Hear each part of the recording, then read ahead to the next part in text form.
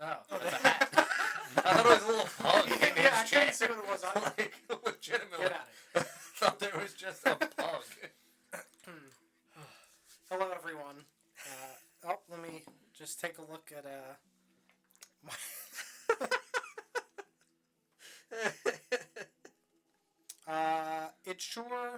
sure might, Lynn. I can go restart it. It's entirely possible that it is. Having some internet fun today. Bam. Oh my. Is it bad? I mean, no, I didn't get anything. Oh. Radio silence. At least I can read the caption.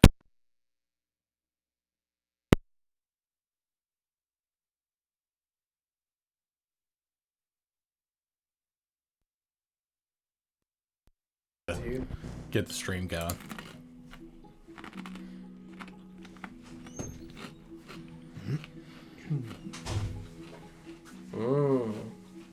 That looks good now. I'm gonna steal this blanket. No one's sitting here. Ah, yes. How much did milk? How's that, Luna? Hopefully it's better. I just restarted the audio stuff. There's not really anything else Was the for audio me to restart. crunchy, or was I crunching into the microphone? Oh, that might have just been you. It sounds good. Okay, cool. I was just gnawing on the microphone. Real, Like a bottle or gum in the tip, dude. yeah, I was gonna say real big. I've been drinking with Torben. But yeah, anyway, we are back for the Lost Kings of Adoris.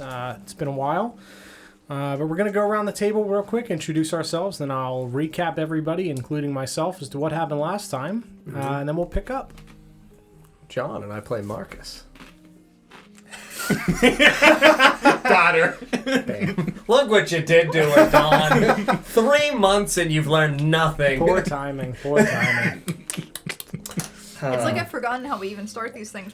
I'm Sarah, and I play Dandelion. Which, I guess that's inappropriate. Yeah. I'm Paul and I play Rin. I'm Autumn and I play Twig. I'm Mike and I play Mr. Pigeon. I'm Lawrence. Yes, you've heard that right. I am Lawrence. That's called continuity. And I play Shay. And I'm Don, and I'm gonna change these lights to not red because this isn't. We're Spooky not. Don. Not currently. Good. Ooh. With a nice blue. And I'm the DM of this campaign. Just looks like you're at the tip of some waves. I might be. Like he's being pulled out to sea. Yeah, dude, just torrential pull down That's below. That's Play fine. some peaceful ocean Yeah. music. We don't have an ocean playlist. No. Need some I don't think we have seagulls. anything Yeah, peaceful. we do need seagulls and other birds aflight. Last time, Like a toucan? yeah, like a toucan. Yeah, they can fly probably. The night market. That's questionable. You guys finish your conversation with Benjamin. He pieces out. You guys talk with Captain Emmerich about how Benjamin seemingly hides his feelings regarding his family, upset that he missed so much in his mother's letters. He reassures you that Benjamin is rather forgetful and there probably could not spill any of the details of your plan to anyone else. Marcus indicates that he is very tired, and the party asks Captain Emmerich to watch over him in case of trouble, as everyone else heads with Shay to the night market. Captain Emmerich agrees, and you guys head out into the night, through the theater district, past the sounds of the carnival performing, to the sewers, and down the now slightly familiar path to the hidden entrance under a tattered red curtain. You guys head down to the large market underneath in a large cavernous hewn out space. Ren notices a tiefling man along one of the sides and peeps and makes a mental note to go visit on Checks their him way out. Yeah. All right. You guys make your way to the back where a long wooden table spanning the entire width of this space sits, covered in numerous piles of items. You approach the table, speak with an elvish drow dressed in fairly ornate clothing with a deep purple vest, a white shirt, and golden cufflinks. The drow informs you that you can ask for certain items, or if you spot something, that they specialize in magical items. Shay asks about magic mirrors. The man asks if they know what the mirror they're searching for does, or if it is a gift or for personal use, etc. And the man walks over to the pile, grabs 2 items, and walks back, unfurling a leather-bound scroll on the counter, placing the items in front of him. One of the mirrors Rin looks at allows you to see someone you have lost that has passed on. Rin sees an older man that looks like him based on the vision he had during the evening. He assumes that it is his father. Jesus Christ, I'm having a stroke. Papa! Shay looks over and does not see that, but does see something else not revealed to the viewers, so I can't read it. And it's not in the recap. None of the mirrors he shows them sees to match what Dandelion is looking for. He tells you that there are other markets that items get sent to, as well as the option to have an item searched out for them if there are specifics. Shay describes a brief description of the mirror, and the man thinks before telling them there are many a mirror that match this description, asking them how important this gift is, and Shay says that it's very important. And the man tells you guys that when things make the rotation through the markets, that the central office is in Yathalna and that they can find it should a request be made. He gives the name of the city and a general location for where the office is. Shay purchases 10 non-magical animal figurines and hands them to Twig, who is there with you guys. Very quiet. Dandelion purchases 2 malleable AirPod sending stones that have 4 charges for the sending spell to be sent to the other stone each day.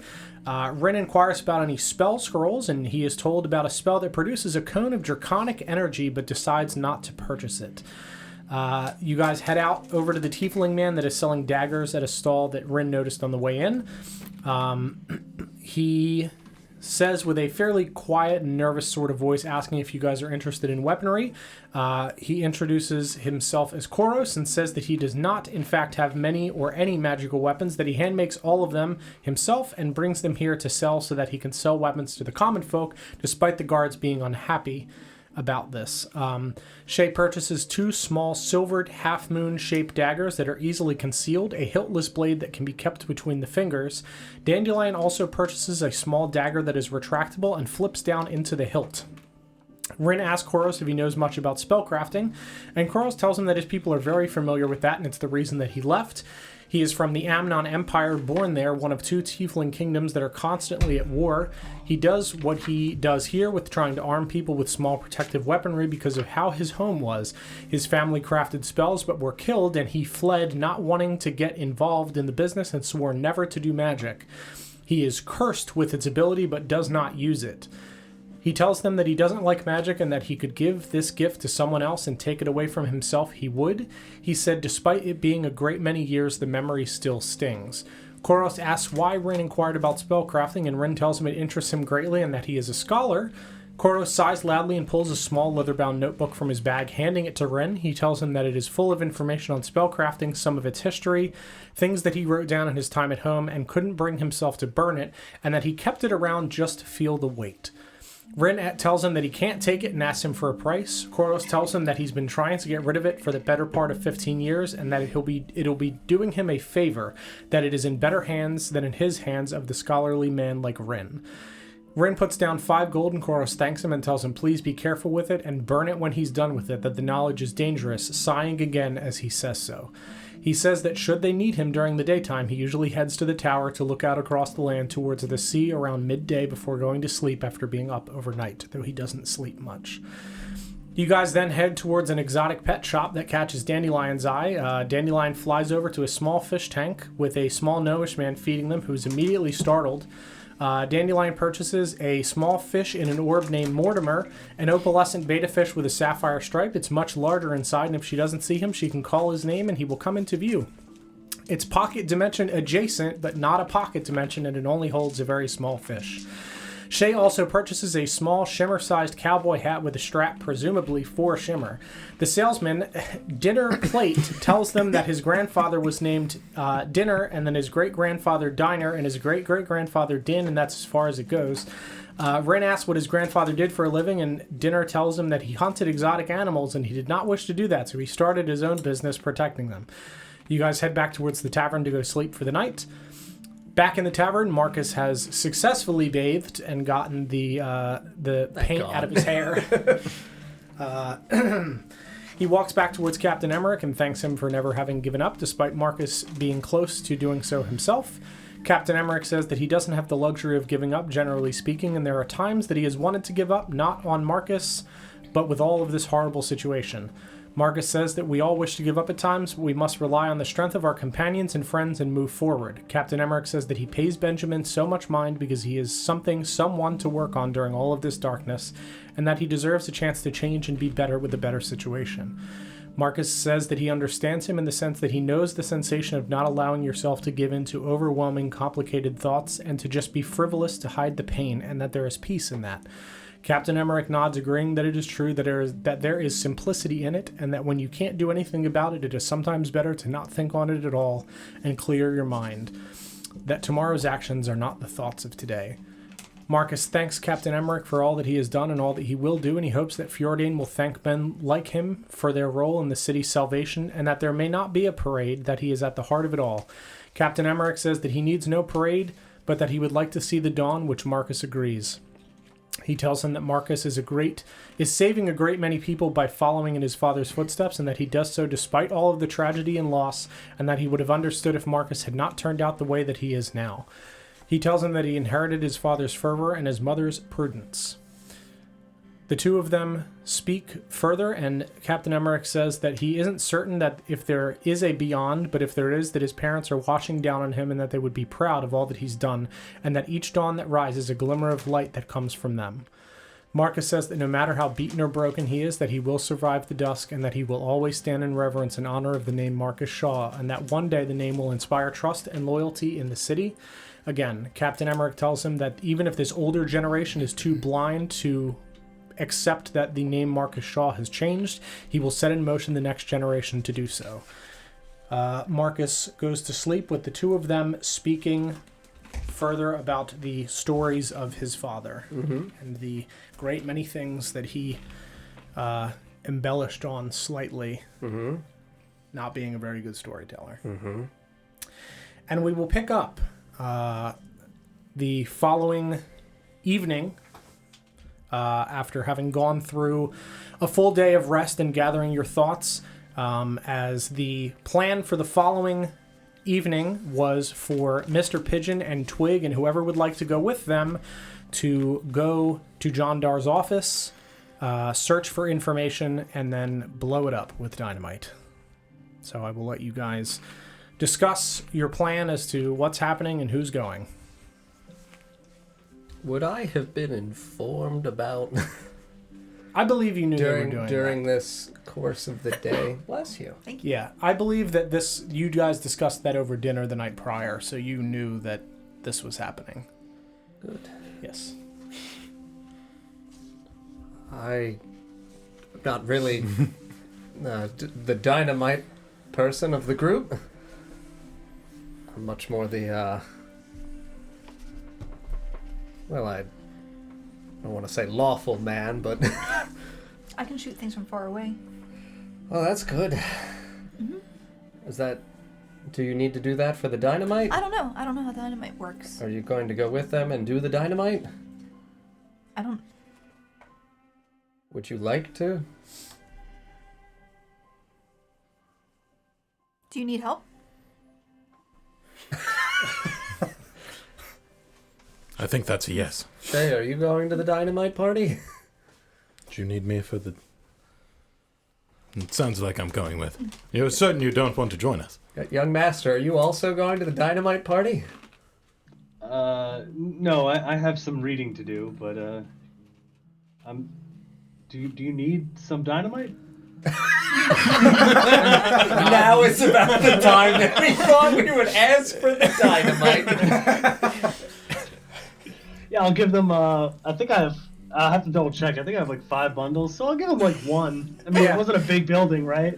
No, 1 should be plenty. It's a 2-story building, It's a 2-story. Yeah, they also have the dynamite that was specifically purchased to blow up the building. You're right. Okay, yeah. We Did they do want have that dynamite, Yeah, don't we? You do. Did they tell us this? Who bought this dynamite? Shay did. Yes, Shay did. Because he gave me special dynamite, or somebody special Yes. dynamite. Special dynamite. Well, you had asked about the dynamite. You're sure you don't want to come with? I'm You positive. did want the dynamite. All right. You pulled my arm. I think it's the right decision. Just gonna like put my head in my hands. Just in case we need extra. Yes. Better to do a thing right. You're absolutely certain? I can't be seen in public. Wear a cloak? They'll be looking at the explosion. I can cover your hair again. No! For the love of God! It took like 16 hours to get out of my hair. It was a pretty good disguise then. We could shave your hair. Oh, You God, could have no. just asked me to clean it for you. Oh, you're right. The bath was luxurious, though. So then you're fine. Yes, you're right, I'm fine. Sure. Dynamite Town it is, I guess. As you guys are all talking, she hears you say that you can't be seen in public, and Scarlet kind of pokes her head out from behind one of the tables that she is cleaning. I could disguise you with magic. Oh, that would be much preferred to just soiling my precious hair with paint. All right. What do you want to look like? Well, what is the extent that your magic can perform? Can I change my height, or must I remain of my stature? You could be slightly shorter or slightly taller. All right. By about a foot. Tall dandelion. I could be a small Marcus. All right, so hear me out. So I'm approximately 6'5". Can you get me to 7 feet tall? Yes. All right. I would like to remain of my stature. 7 foot tall. Very buxom chest. Okay. And beautiful eyes. And if you could reduce the little bit of masculine features I have. Sure. The tallest, prettiest, big tittiest lady you've ever seen. What color hair? Oh, mine is, like a chestnut brown. Perhaps we could go a more light, rambunctious blonde. All right. A red dress? Absolutely, you knew me. All right. And please ensure that it is cut so that it shows off my very prominent calves. Of course. Thank you. And she walks up to you and reaches into her bag. Just has like a puppet of this. Just like presses it against my chest. Yeah, it's like a weird voodoo doll. Yep. She like cracks in half. And it's horrible. Uh-huh. No, she pulls out like a small little leather-bound satchel, and she reaches into it and pulls out a handful of like a crystalline powder, and she holds it in her palm and just blows it into your eyes. Yep. And she blinds me. Yeah, you're blinded. You're definitely the prettiest. Okay, I'm ready for dynamite. You Thank have you, this powder. Yeah, that's very good. I'm looking for an inn. Blown into your face, and you all watch as it kind of like swirls around, like Disney princess-esque. Kind of. Yes. And Marcus grows roughly 6 inches. 6 inches in height, and becomes the fairly voluptuous woman that he described, Good. complete with a red dress, Good. cut up the leg. Oh, young master! This is going to draw attention. No, this is perfect. What? It's a very dynamite disguise. Why would this draw attention? Is your voice? Just gonna put my hands on my head. Doing my best. I've never been a woman before. Is it just Marcus's voice coming out of his sleeve? Yeah. Well, looking forward to a fun evening. That'll last an hour. Oh, God. We have to go now. Let's get it done. What if I meet someone? I'm going to run outside. You're definitely the distraction. Yes. You guys head outside into the night. The rain's still lightly falling. You hear the slight remnants of a storm that has passed through, but there are still a few clouds in the sky. It's not downpouring or anything. It's enough where you guys don't feel like you need to take cover, but it is raining. I need to clarify a thing. Yep. And when I say clarify, I mean ask a very important question. I'm now 7 feet tall. Yep. I have a hand axe. Yeah. Can I, with taut enough strapping in between my breasts, hide my hand axe? Of course you can. Good. Yeah. Ready for the night. Yep. Whew. And you get some leather bands and wrap them around your actual chest. And It's like a belt. It's just like a chunky belt, a little high. Yeah. Yeah. Is this a visual disguise or is it like a solid disguise? I have no idea. It's a visual disguise. So, Oh, all right. I thought I was actually transformed. Damn No. it. But you can't see the axe. Sure. All It's right. within the voluptuous. It's hiding behind the rack. Yes, exactly. I am the Lord on the rack, dog. Yeah, yeah. The Lord with the rack. Thank you. Yeah. Well, yeah, I'm gonna run outside and I guess just look at the world with fresh eyes. A little bit of perspective. Gonna cloak up. Yep. It's just me surrounded by a posse of cloaked figures. I'm gonna hide in Shay's hood. Okay. Perfect. Sure. Very Just good. right here. Yeah. Yep. So you are walking in the center of the street on the end. 100%. Okay. So Like- Marcus is in the center of the street while the rest of We're you just like on the side. hide in the shadows, Yeah. Flanking. flanking Marcus. Following. Somebody's gonna come save you. That's my hope, all right? Sweep you off your feet. I am the damsel in distress tonight. It's fine. Some 8-foot tall man. Listen. This is a fantasy game. A Goliath. all right? Yeah, where, I don't know where the office is. We know. I don't know. You're with me. That's true. You're with him. That's good. He All knows, right. apparently. Lead on. Yep. Follow the cloaked man. Yeah, you guys walk down the streets towards the Sovereign District. As you do at this late hour, it's about midnight at this point. Ooh, how's the Pac-Man moon? Pac-Man Moon is half right now. Which half? Upper right, lower left. Yeah, fuck it. Yeah, it's that. It's an hourglass. Slightly It's sideways. more like My figure. Yeah, 2 Doritos. Oh, there you go. Sarah's dinner. Yeah. There's something alive on the moon, and Oh, of course. That's a later problem. Yeah, dude, that's future us to deal with. Fuck those guys. Buzz is up there.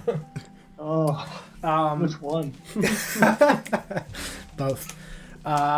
And as you guys are walking past, there are people kind of filtering out of the taverns and along the road. There's not too many people, but a fairly drunk, kind of stocky human man stumbles out of the one tavern and just like blinks his eyes a lot at you. Whoa! Thank you. Where are you going? To your house. Where's that? Do you have keys? Kind of like filters through his pockets and starts dumping the contents of his I pockets sound onto the like ground. Mickey. Oh no! And you guys see like a pouch of gold kind of like crack onto the ground and coins start rolling into the street as he's just searching through his pockets. This one. Oh, all right. Pocket that. Okay. Like that you went from being a lawful man who didn't want to blow a building up. Listen, I have my crowbar at the ready at all times. Right. Paladin tool. Lawful.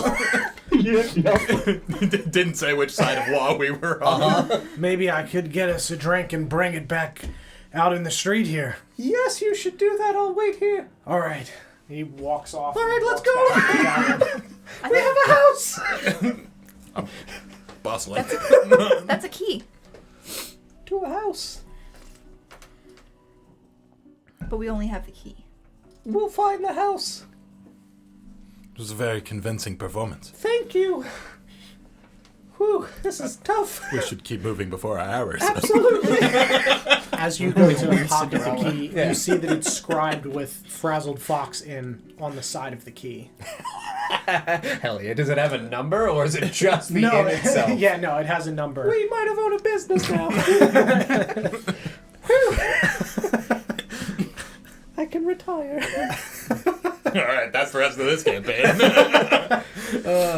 That wasn't the tavern he stumbled out of, was it? No.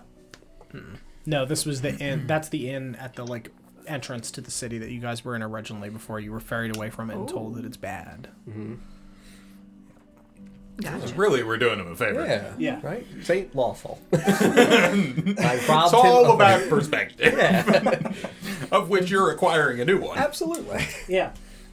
So you guys head into the Sovereign District up the West Wall Street towards the back King's Way where you know these offices are for Jandar for the Duke of Commerce. And you guys are now across the street in an alleyway between the buildings on the Hollowed Steps Road where you have kind of looked at this building before in the shadows along with your very, very shiny companion. Yeah, are there any, guardly-looking people in the vicinity? Yes, you guys can see that there are two guards flanking the entrance to the Duke of Commerce building, as well as every other alleyway on that side. There are guards. Not every alley, but every other one across the street. I don't know how you guys are gonna get in and get out, but I'll do my duty. Just point up. I can't take them up. Oh, good. All right. It's a good idea. Well, I guess I'll wait. I'll wait for you in an adjacent alley afterwards. Just be mindful of the hour. Oh, I'll be very mindful. Home by midnight. Two of them. Hello, boys. Start walking over towards them. Doing my best. Yeah. Your best DJ. Yes, genuinely. Make a performance check for me. Ooh. Do I have any kind of... Or deception. I'll give you the option. Well, that's crooked. It would have been a 16 or a 6. 3. 6. Okay. Hello. Was that performance or deception? Ooh, performance for sure. Okay. Evening, ma'am. Can I help you? So with a 6, do I stumble or something? Because I need to know what role I'm playing. Yeah. So you walk out of this alley, hello, boys, and kind of trip as your your armored boot kind of catches on one of the cobblestones, and you stumble forward slightly. Oh yeah, It's better than accidentally being like, that's what I was trying to do. Fuck! My ankle! God damn it! Oh no! I'm into that, so weirdly enough, I don't care. Yeah, so I stumble. As I stumble, I would like to play into the tripping and attempt to trip into one of the two of them as chestly first as I possibly can. Sure, he's gonna make a dex save to try to Whoa! He's making a save to dodge me? No, to catch you. Oh! Whew! I was insulted immediately. Yeah, just steps aside. No, that's an 18, so he kind of wraps his arms under your arms you're so strong. and catches you. Yes, thank you. Are you alright, miss? Oh, it's been a very, Kind of helps you up. thank you.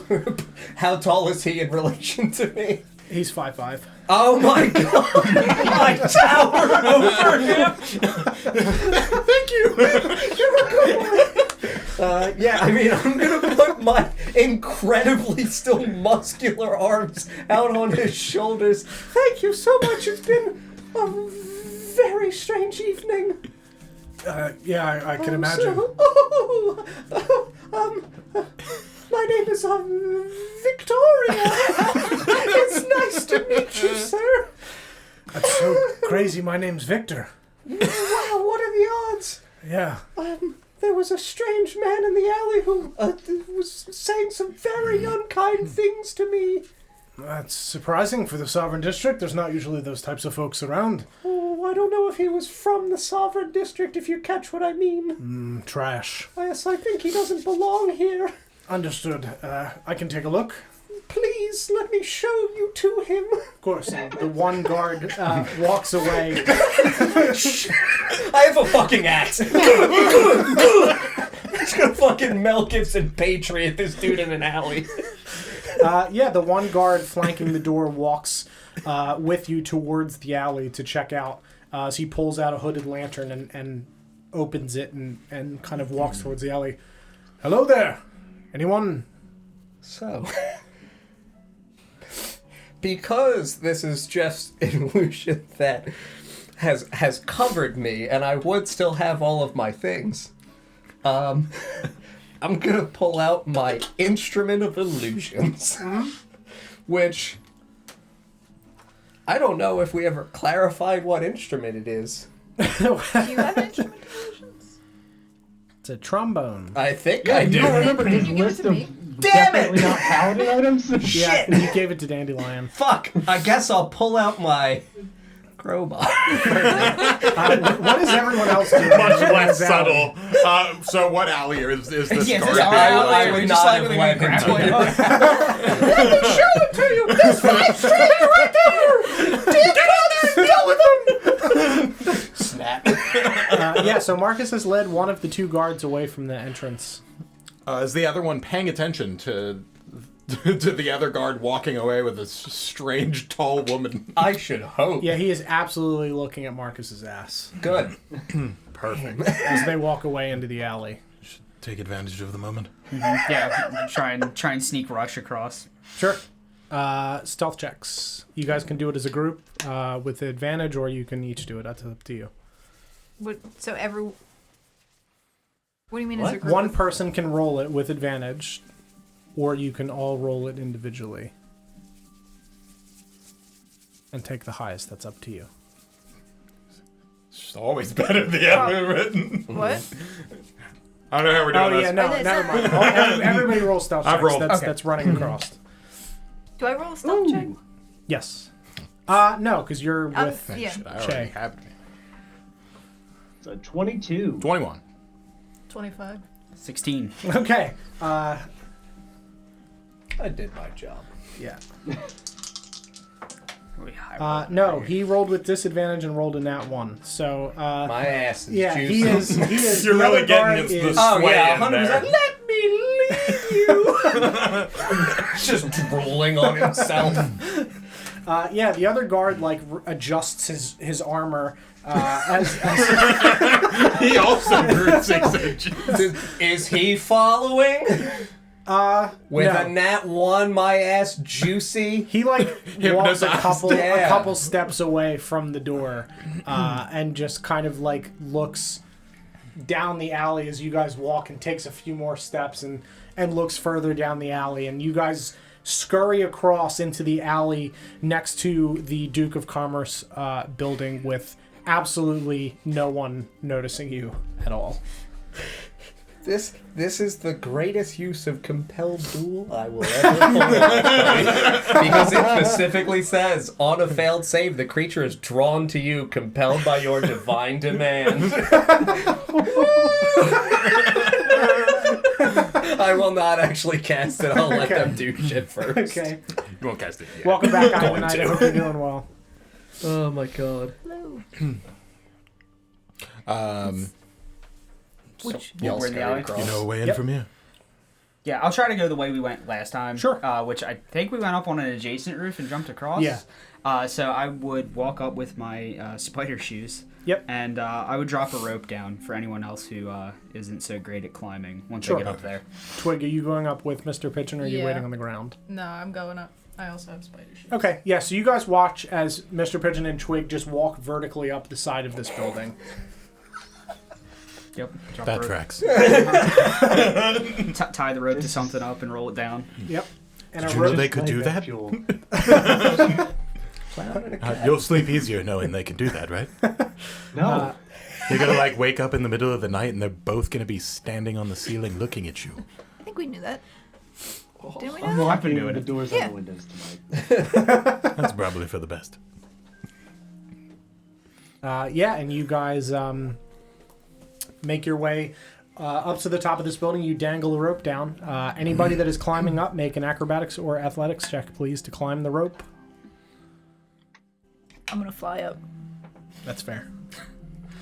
16. Okay. Schumer's gonna climb the rope. Fair. That is a 12. Okay, yeah.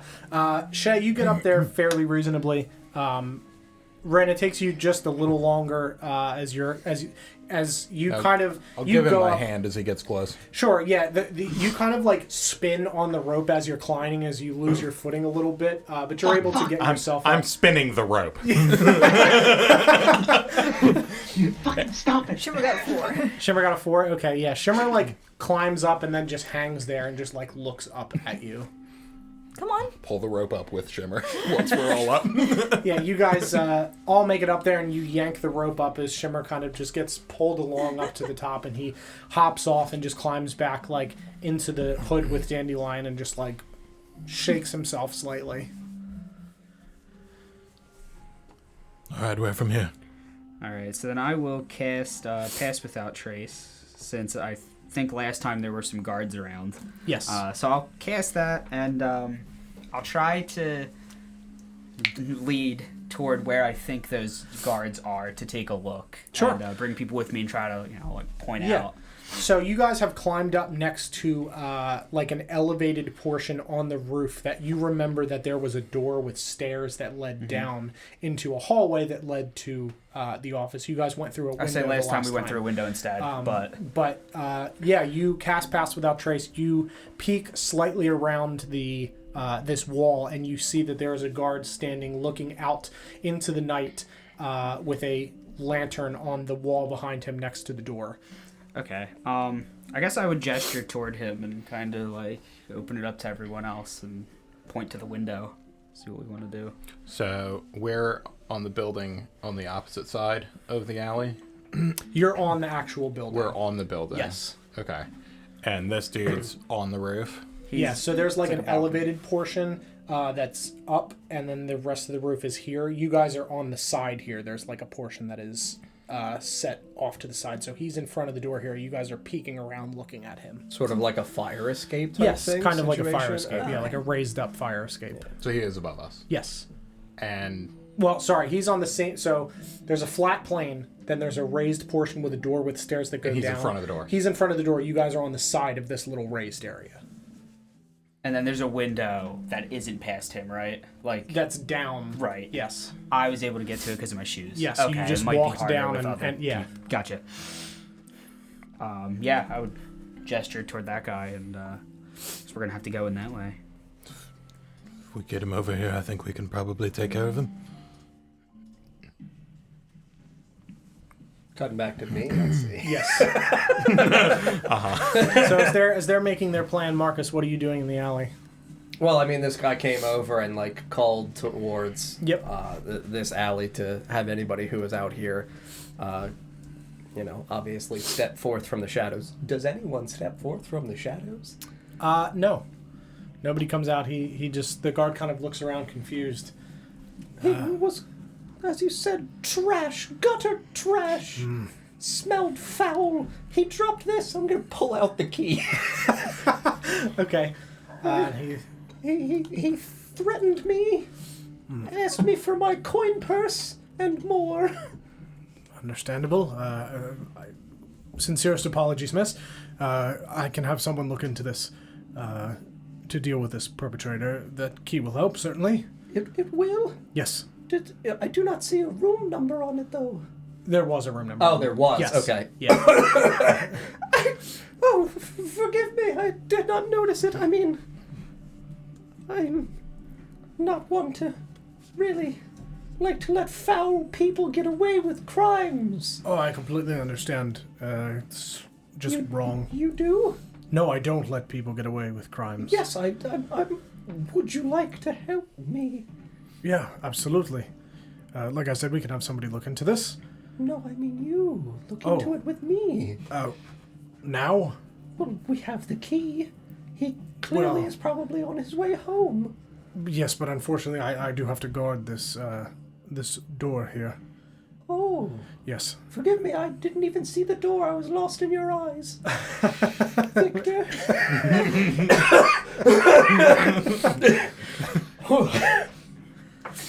Is that John coughing?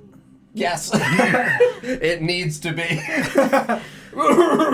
Victor, you're so handsome. Make a something check. Intimidation. I'm lost in your eyes. Sure. Yeah, I mean, even if we were just going for like persuasion performance, it's a 19. Okay, yeah, he rolled a 17. I suppose I could spare a few minutes, try to track this person down. The tavern's not far from here, yes? Yeah, the inn, yes. The inn. Oh, yes, that would It's make much all the way more back sense. by the entrance, but That's only yeah. a few moments walk, right? yeah, just a few minutes. Yes, please. Thank you. Sure.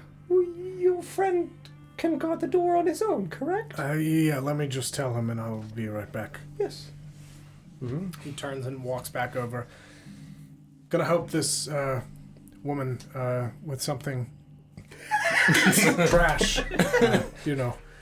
Just watch the door, will you? Uh-huh. I would absolutely like round the corner and like kind of lean out from behind the corner and just look at the other guard. Unless you would be so kind as to help as well. I do not know what strength this ruffian has. You hear him audibly, like, gulp. I'd lean a little more out. Make the check again. Bam, 16. Yeah, if it's quick, sure. It could be quick. All right. Sure. And he just, like, kind of looks down towards one of the other alleys and just, like, signals to the other guards and walks with you into the alley. And the three of you, start walking back towards the front of the city. Bam. Job done, guys. Glad he came along. I don't know what else you need of me this evening, but I feel like I did my part. Oh. Well, they can have their plan now. Yep. Yes, you guys are on the roof. One guard door shut behind him. Yes. Make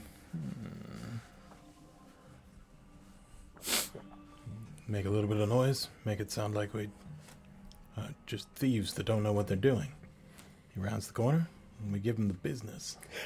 What do you think? I did the same thing.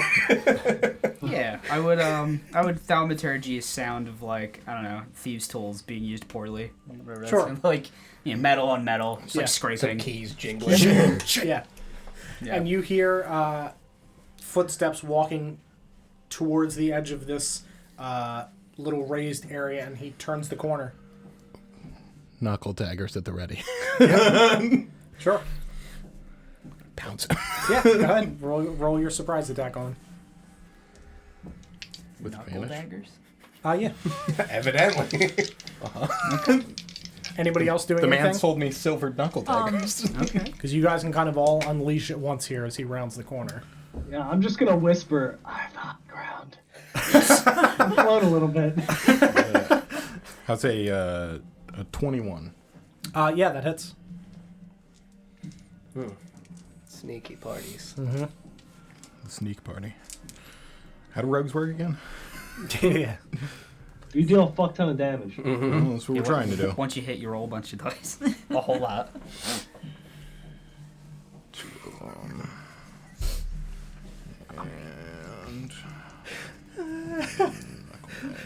It worries me how well built this character is for this. me. 13. Yeah, so Leap you... at him and give him a knuckle. I'm aiming for an open spot in the armor. Sure. Yeah, so you kind of like crouch down slightly, and as he rounds the corner, Rin whispers, and you leap up towards him and kind of like wrap yourself around his like arms and stab in through the side of the like gap between his helmet as you slip it. Very familiar with how like armor setups are. Slip it so under familiar. the like chainmail coif and right into the side of his neck as he just like drops his blade to the ground, drops the lantern. Try and cover the mouth. Yeah, and you... I want to try and catch anything that looks like it might fall. Sure. Make a dex save and make a strength check. It was a natural one. Me too. Wow. Okay. Yeah, so...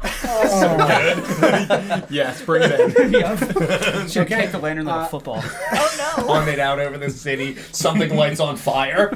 Okay. That would help. So you put your hand over his mouth, and he instinctively shoves his hand upward and forces your hand away. Mr. Pigeon, you go to grab both the lantern and the blade at the same time, and kind of like trying to figure out which one will make more noise as it hits the ground. You grab the sword with your hand, and with your other hand push the lantern towards the edge of the space that you're at, because it's not very wide, as it just clambers down the side, falls to the ground, and just... Did you ever try to catch something and you accidentally throw it at the ground instead? Way harder. Yeah. Yeah. And you're going to take I'm gonna look. As this happens, can I look at Twig and I'm just gonna reach into the bag of holding and pull out dynamite and say cowabunga it is. While he's doing that, I'm also gonna reach into my bag and also pull out some dynamite. I'm gonna see them doing that. I Into my saved bag. 2 men's lives Yeah, this you did. evening. You did. Lawful. You did. And I'm gonna pull out an orb with a fish in it. Cowabunga. Mr. Pigeon, you take 1 damage as you've grabbed the blade of this sword as it falls. Yeah, so you guys are standing on the roof with a guard that is currently fighting off Shay. Does anybody else get an attack in the midst of this scramble? Also, how's he looking? He doesn't look great. I will Stabbed say, him in the neck, yeah, right? nobody else will get an attack because everyone else did things, pulling stuff out of their bags and things like that. But we can go into initiative order for pseudo-initiative order for trying to finish off this guard and do whatever it is you're going to do now. So yeah, I guess everybody roll initiative. 7. Ooh.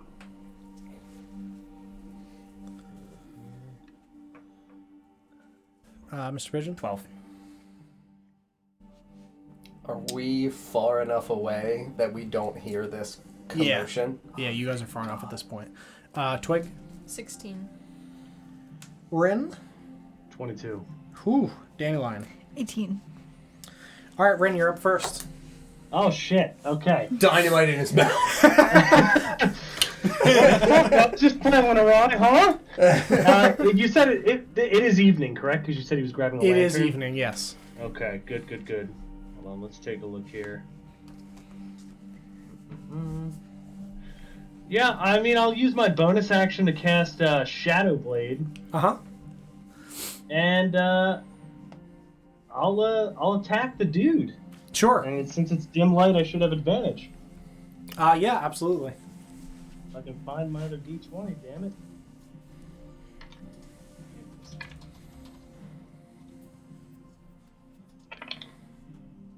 Oh boy. Let me find where. Oh god, it's been so long since I've used D&D Beyond. Okay, so that's going to be a 21 to hit. That absolutely hits. Alright, it's 2d8 shadow damage. Say shadow down? My favorite kind. Shadow. That's gonna be 10. Is that like necrotic? Okay. Yeah. Oh, so is it you, necrotic? Is it necrotic? I think it's not shadow at all. Maybe it's necrotic. Necrotic, psychic, something crazy. Yeah. It's 10 damage that he's probably not resistant to? Mm-hmm. psychic damage. There you go. Is it psychic? Yep. Okay. Yeah. Yeah. So you, as he kind of like leans backwards, fighting off Shay, you stab into like his gut underneath Shay's legs, who is like up on the upper portion of him, trying to like move his one arm out of the way and cover his mouth, and you stab him into the gut as he doubles forward and just kind of like as you knock the air out of his lungs. And he does not look good at all. Good. Anything else? That is my turn. All right, Dandelion.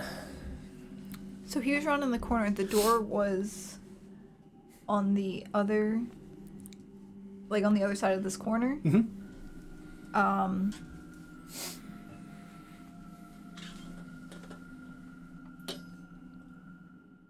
I'm going to fly over towards the door. This guy's like practically dead, right? He's not looking. He looks really bad. He looks really bad. Yeah, I'm gonna go fly over to the door. Yep. What kind of door is it? It's a wooden door.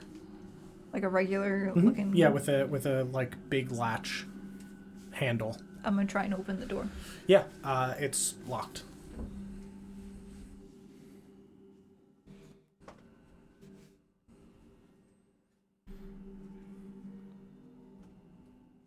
I'm gonna Eldritch Blast the door. Sure. Go ahead and make an attack roll. Back up and Eldritch Blast the door. 'Cause I think that's the Yep. ranged attack, right? Mm-hmm.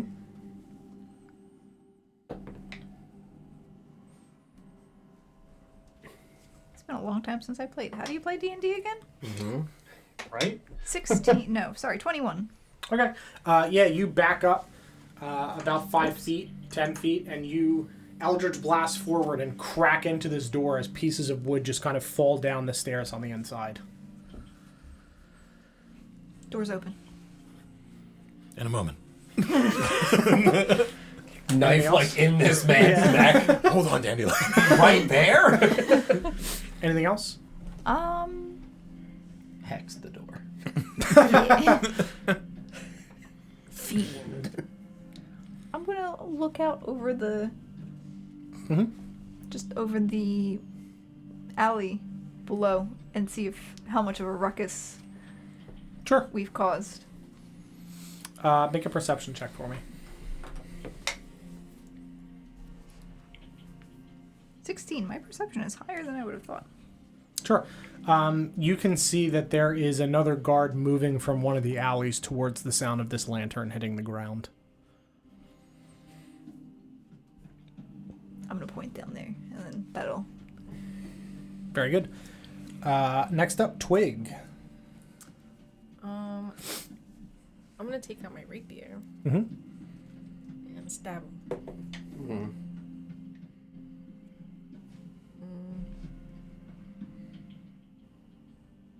10. 10 does not hit. Does she have any sort of bonus from any of the rest of us being near or around this guy? There's enough movement where you could get around him to try to stab him because Rin and Shay are in front of him, so you're not really going to be able to get at him from there anyway. So you, what is the first level of flanking? +2? So 12, so still doesn't hit. But you stab your rapier forward and kind of like, as he is doubled forward, he rears back to try to get Shay off of him, and you kind of slip up the back of his armor and kind of your arm just like goes back slightly.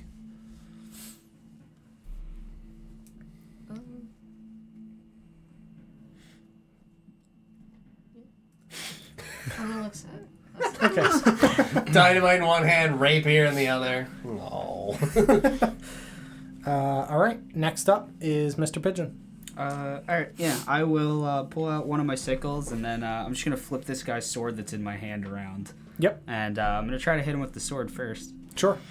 Getting onto the one like side. Yeah. I would walk up on the wall if I had to. However, Sure. I have to get around him to Yeah. do the... Alright, the first hit's probably going to miss. I think it's like a 9. It's a 3 on the die. Yes, 9. Yeah, that will miss. And make the old second attack. A 3. This guy's impenetrable. Yes, he is like wiggling around. You go onto the one side of him, and you try to hook your sickle like around his neck, and he like wrenches forward to try to get Shay off of him again, and you stab forward with his blade as he like woo and just dodges out of the way. Says that specifically. Yeah, he says that specifically. As you try to stab at this man, and he is just all of this movement in the darkness is he is very hard to pin down. Aside from Shay, like on his face like a face hugger. So now it's his turn. And he is going to try to get Shay off of him. Please make a strength check for me. Jesus Christ. A 9. Okay, so he shoves you off of him to the ground and is going to just kick you. Because he doesn't have another weapon. That's a 2, so he's unable to hit you. As you kind of like fall down at his feet with Ren above you, he kicks towards you, and you just like cross the 2 daggers in front of his foot as Ren just like holds him off of you in front of you. And that is his turn, so Shay, you're up. Stand up and put a hand on his cheek. And Yep, go ahead and roll. Drive right under the chin. how about a 17? 17 will hit. Can't wait for my combat experience. Oh no. 14. Yeah, so you put your hand on his shoulder or his cheek. And I like, Yeah. that's okay. And you just right up into the head as you watch as he just Cradle him so he doesn't drop. as he just like begins to crumple downwards, blood dripping down his chin onto your arm and onto this blade as you just and he just slowly crumples downward to the ground.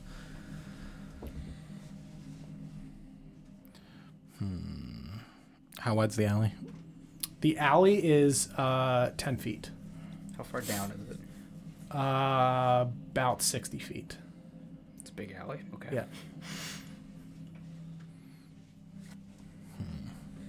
I guess I'm gonna shuffle over to where Dandelion's pointing down and see if anybody's looking up to check on this Sorry, commotion. it's not 60 feet. This is a 2-story building. It's like 30 feet down. Okay. They're fairly high ceilings. Yeah. 60 feet is unreasonable for a 2-story building. Okay, it's a little more doable. 30-foot ceilings. Yeah. All right, 60 check foot, like the whole neighborhood would see.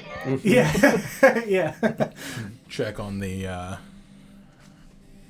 status of what Dandelion's pointing at. Yeah. What's the situation looking like down there? Dandelion has blasted the door open completely. Right, and then she... I pointed at the guy.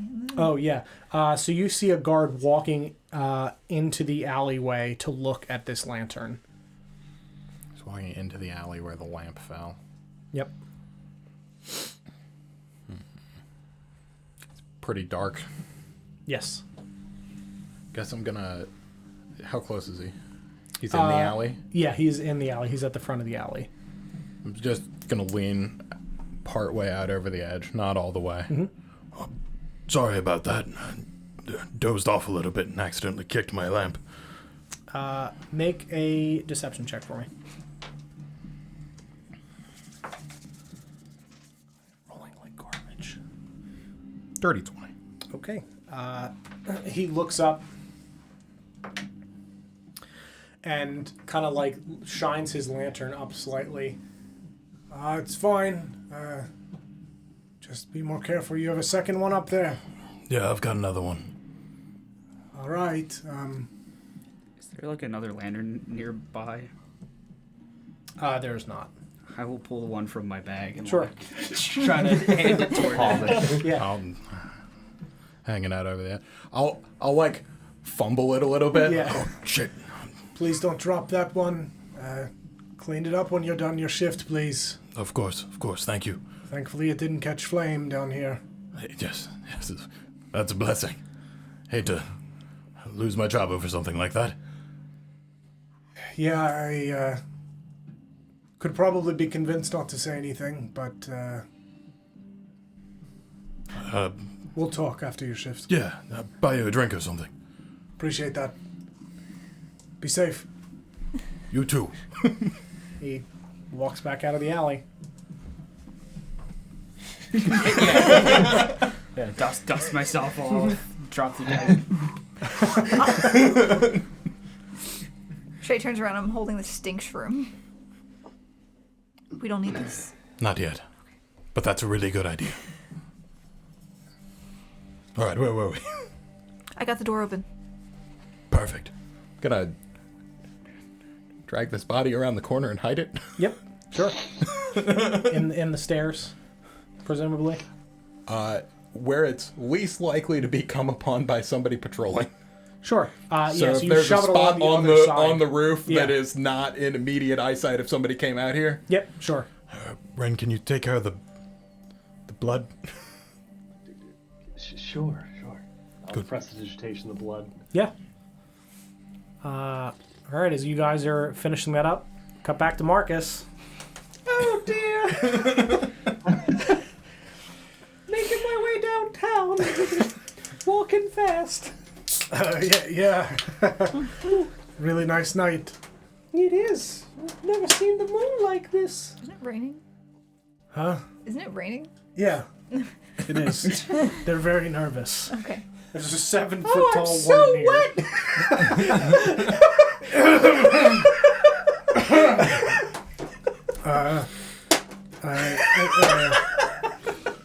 Here, he just hands you like a cloak. Oh, thank you. How is it in size relation to me? He's 5'5", so this is small. I'll tie it around my waist. Yeah. Good call, because if you'd put it on, it would have gone through your face. Yep. Tying it over my waist. Almost got him. No. Yeah, you tied around your waist, and he just, what did this trash look like? He was very, short, scruffy, scraggly beard, ridiculous looking, googly eyes, rolling around in his head like he was possessed. He kept speaking in strange tongues, unlike anything I've ever heard. Like...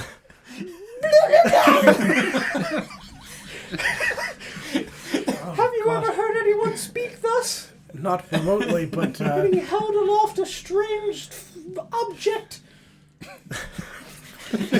Come on, what's he done again? Oh, gosh. Forgive me for being so crude, but the long shaft, you know, almost like a mushroom at the end. Sure. Yeah. He says, Oh, I know that guy. yeah, fits the description of someone. I've seen him around.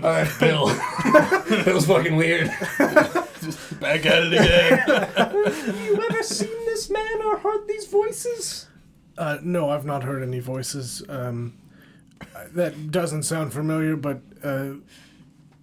too much of the drink does make people do strange things. Mostly bald. He was wearing strange. That's a crime in itself. Exactly. Trash. Brandish this thing and made spoke in tongues, and then when I said I didn't understand, he said, Well, come here then.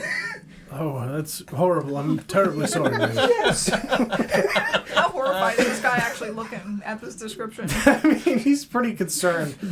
He doesn't really know what to do. Me neither. But ideally, we're able to quickly get to the bottom of this with having his key. Yeah, yes, of course. You're well armed then, or do you have much fighting experience? Yes, absolutely. Fought a fair number of drunkards off. Oh, drunkards? Yes.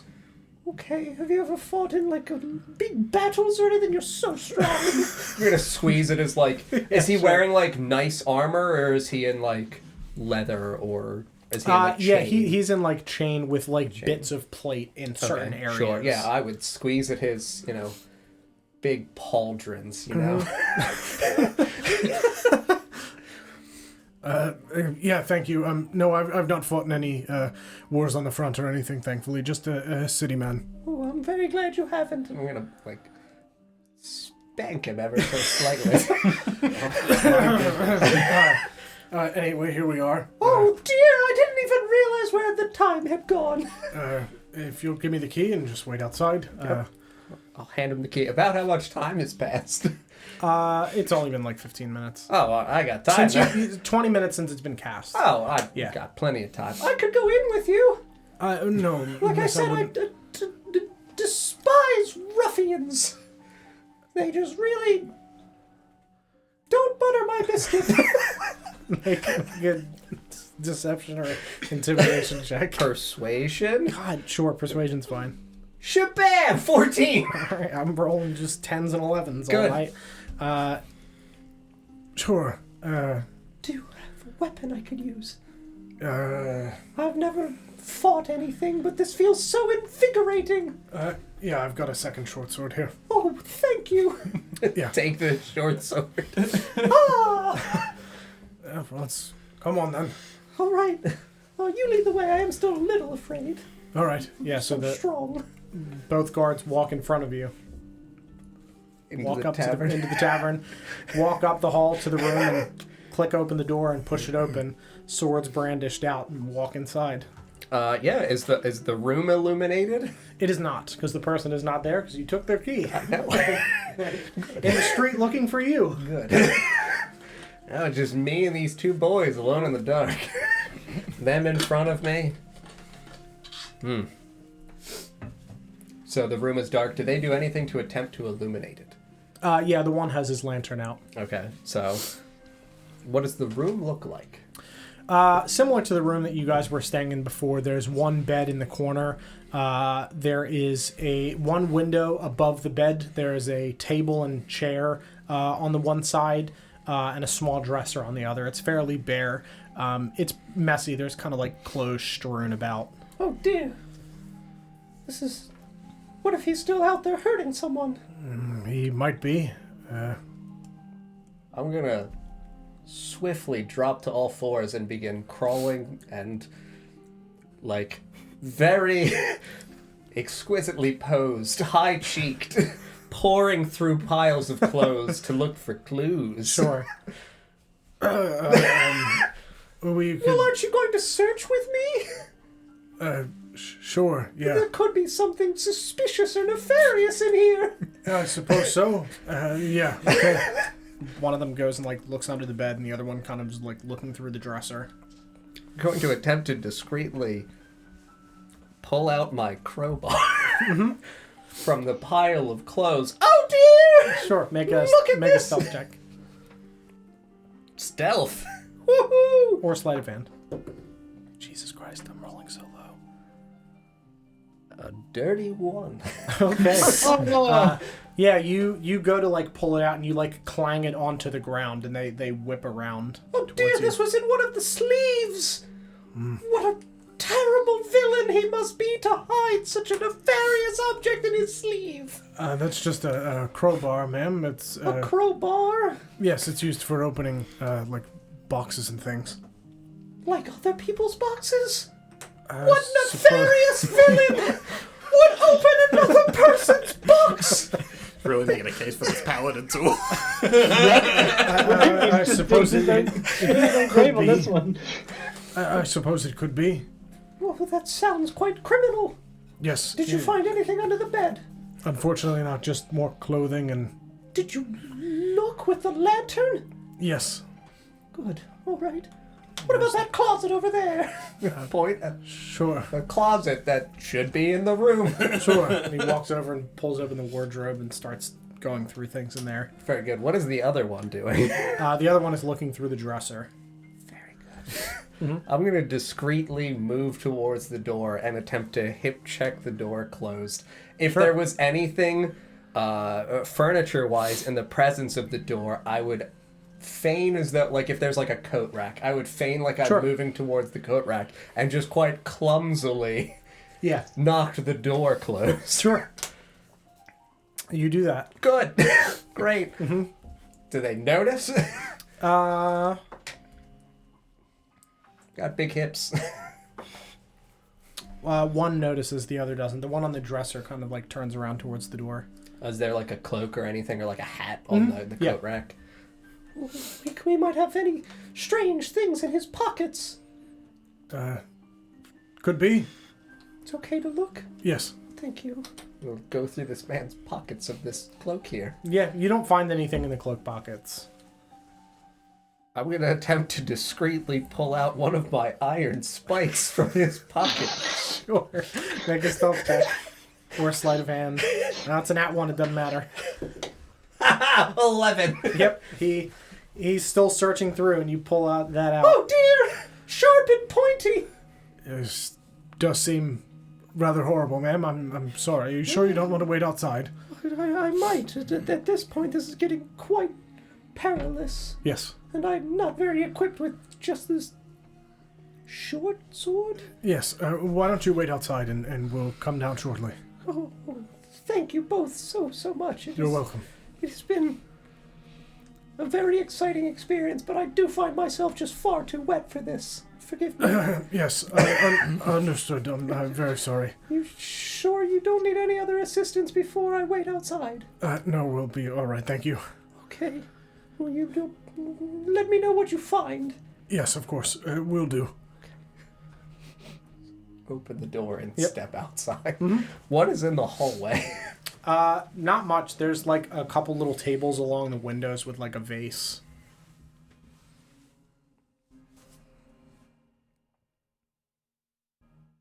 So I have all my belongings. You do. I'm going to pull out my little bell Mm-hmm. and a small bit of string, and then I am going to like quickly tie it to this doorknob on the Sure. outside. To make like an alarm. Yep. Yep. Sure. And then as well, you said there's not really anything in the hallway? No. Okay. I'm going to take my blanket and a piece of chalk. It's like wood flooring. Mm-hmm. I'm going to kneel down next to like his door, and I'm going to take the chalk, and against the wood I'm just going to start drawing. Like, I don't have a great idea of the outline of the city itself, Sure. but like where we were in Jandar's office, I'm going to draw like the alleyway where I indicated that he was. So like I would just make a big square, Sure. put like a letter, he's the Duke of Commerce. Yep. So I would just write Commerce in the building, and then put like a little X in the alleyway Sure. side. Just with a little chalk. Sure. And then I'm going to just stand at the end of the hallway and pensively look towards the door for when they leave. Sure. Absolutely. All right, we'll cut back to you Man's a guys. monster, Sarah.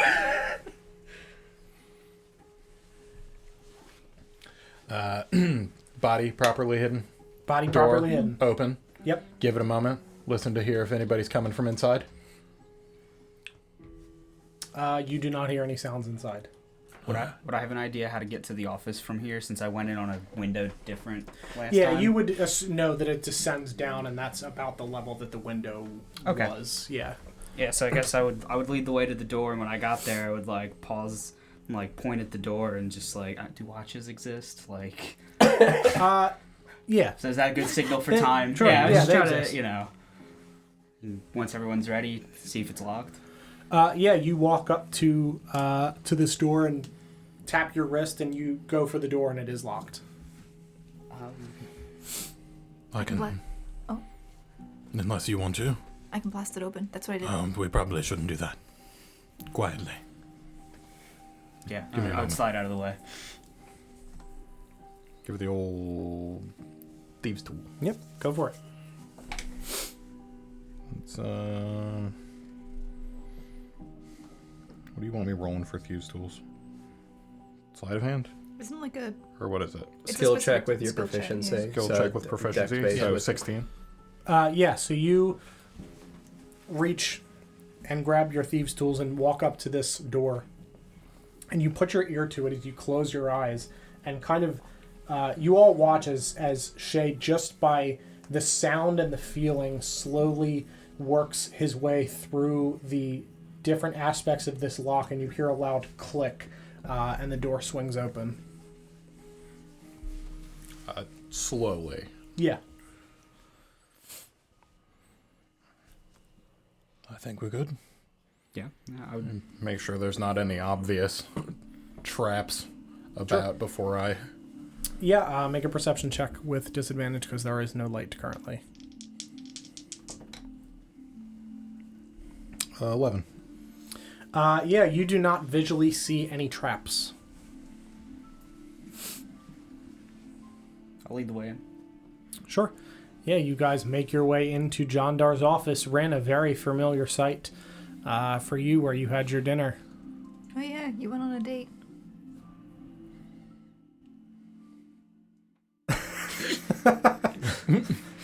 He's number one. Definitely number one. And obviously familiar to the two of you, having been in here before. Yeah, I would... Describe it again just so visually everybody knows what it looks like. Sure. You walk through this set of double doors, lining the two side walls, other than the windows, are large bookshelves with books and stacks of papers fairly neatly organized in boxes and bins that go all the way up to the ceiling. You can see that there is a symbol drawn on the ceiling in a kind of like raised up area with unlit lanterns hanging down around it. You can see that there is a large mahogany desk sitting at the back, which would be the front window looking out into the street with a large window behind it. A large leather chair behind the desk and two smaller black leather chairs opposite the desk. I would, I guess I'd approach one of the shelves and start looking for the information we were looking for. Sure. The guy's family and something else that I don't remember. Yeah, you guys were looking for information on Benjamin May's mother in Greenridge, info about Greenridge generally, and anything else that seems important. Yeah, it was just like stuff on anything he might be doing for Fivrel. Yeah. Yeah, I guess that I'd start rooting through some paperwork. And Sure. Gesture toward anything that looked important. Sure. I'll Anyone start else? Rooting through things. Sure. I don't know what I'm looking for, but I'm Yeah. rooting. Generally rooting through things. Yeah. It's just... Shay, Maybe- Twig, maybe and looking for Ren, what are you mushrooms. guys up to? Ren had described his date in this room and that ceiling symbol. Yes. All right, I'm gonna skirt that. Sure. Don't have any idea what's going on with that, and I'm gonna go root through some paperwork. If there's like anything on the desk, I'd like to root through that. Sure. Keep an eye out for I don't know, like if he... We're planning to attack him at some point, so I guess I'd be looking to see like if it seemed like he had any communications outside the city for Sure. like places that he might run to if he left, if he felt like he was in danger. Sure. Twig? I'd start looking through, like, boxes, anything he had that could possibly hold stuff, you know? Sure. Like a Yeah, some of the drawer. larger like boxes and things Yeah. like that. Sure. Absolutely. Ren? I'd be perusing the bookshelves to see if he's got any interesting magical texts, since he's for sure a caster. Sure. Absolutely. So if you got anything, spicy? Yeah, sure. Everybody make perception checks, please. I'm actually looking for a mirror. in this Okay. room. Fair. Shay, what do you got? 8. Mr. Pigeon. 19. Twig. I also got a 19. Ren. 9. And Dandelion. 10. Okay. Shay, you're searching through the like desk area to try to find as you kind of like skirt along the outsides around this symbol on the ceiling and make your way behind the desk. You start kind of thumbing through stacks of papers on the desk, and there doesn't seem to be anything of interest on the desk. It looks like fairly standard like order forms for different ales and things of that nature. Things that you would expect, nothing that really stands out to you. As you are kind of searching through some of the drawers and things, you do find a locked drawer that you pick and you find the drawer that Mr. Pigeon had described with a symbol scrawled on the inside of it, along with a container of little seeds. Take all of the seeds out of the drawer. Sure. Scatter them on the floor. Oh, scatter them on the floor. Sure. Yeah. And, is the symbol carved in, or is it just Carved written? in, yeah. It's carved in? Yeah. Just take a dagger and, like, run Scrape a dagger through it. Sure.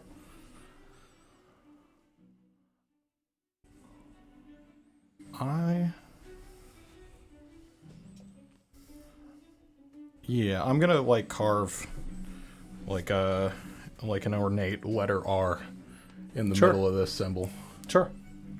Very good. Mr. Pigeon, you are searching on the shelves to try to find information about Benjamin's mother. And I will say that you don't necessarily find that specifically, but you do find a book tucked between another book that looks to be written in some sort of code that you're not 100% certain what it is, but it is not written in common. It's not written in a language. It's different symbols and different random words and things like that okay. This appears to be hidden. So you're not certain what it is you found, but this obviously doesn't look like it belongs with the rest of these things. Okay, I guess when I find that, I'll definitely take that, and seeing that there might be stuff hidden, I will start searching a lot less delicately, since we're going to blow it up anyway. I just want to start pulling books off of the shelf and shaking them. Sure. Ren, you go through these books, and you look for magical books on casting and things like that. And oddly enough, you don't find any books that discuss magic in this office. There's nothing in here that discusses spellcasting or magic of any kind, which strikes you as odd as somebody that is obviously a caster and very talented in magic. His place of business does not appear to mirror that in any way. There are no books of magic as you kind of like thumb down. Mr. Pigeon walks by and like is grabbing books off of the shelves that you've looked at and like shaking them and throwing them on the ground. You pick up a couple of them and thumb through them, and they look like order forms and things like that, but you weirdly don't find any books that have magic knowledge in them. Yeah. Okay. Dandelion, you were looking for mirrors. You find... you don't find a mirror. You do find a small music box that you find this little box, and you flick it open, and it's not wound currently, but you can see that there's a small gear at the back to wind it with a small little twirling like ballerina at the center of it, and inside are two small blue gems. I'm gonna take the gems. Okay. I'm gonna crank the... Yeah, you crank this up, and you guys hear a twinkling sound come out from where Dandelion is standing.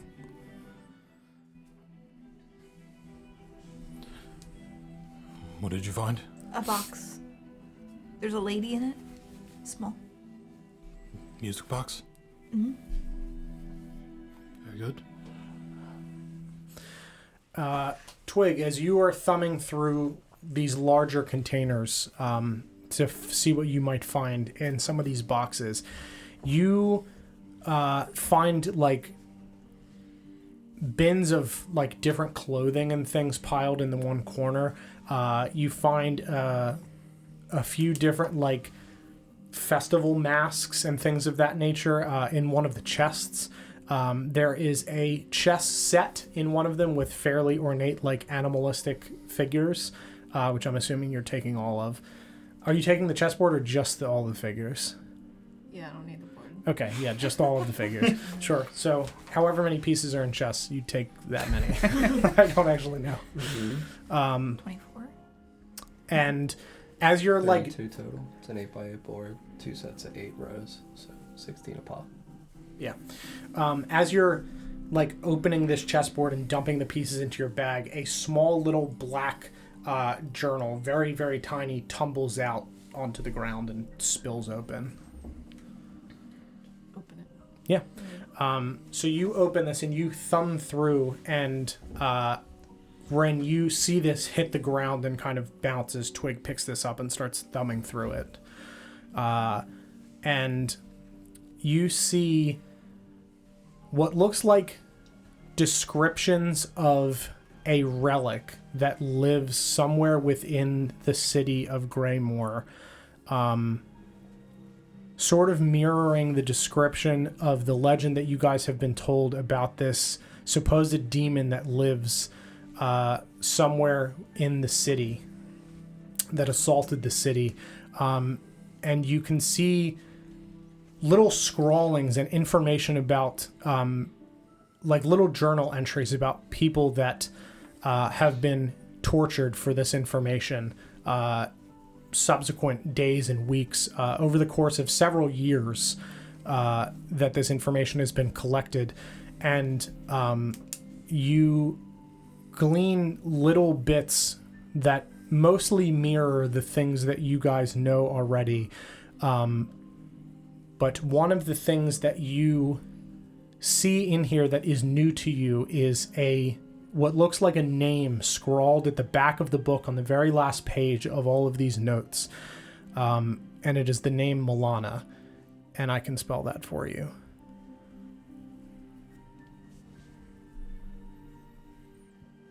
It's MALONNA.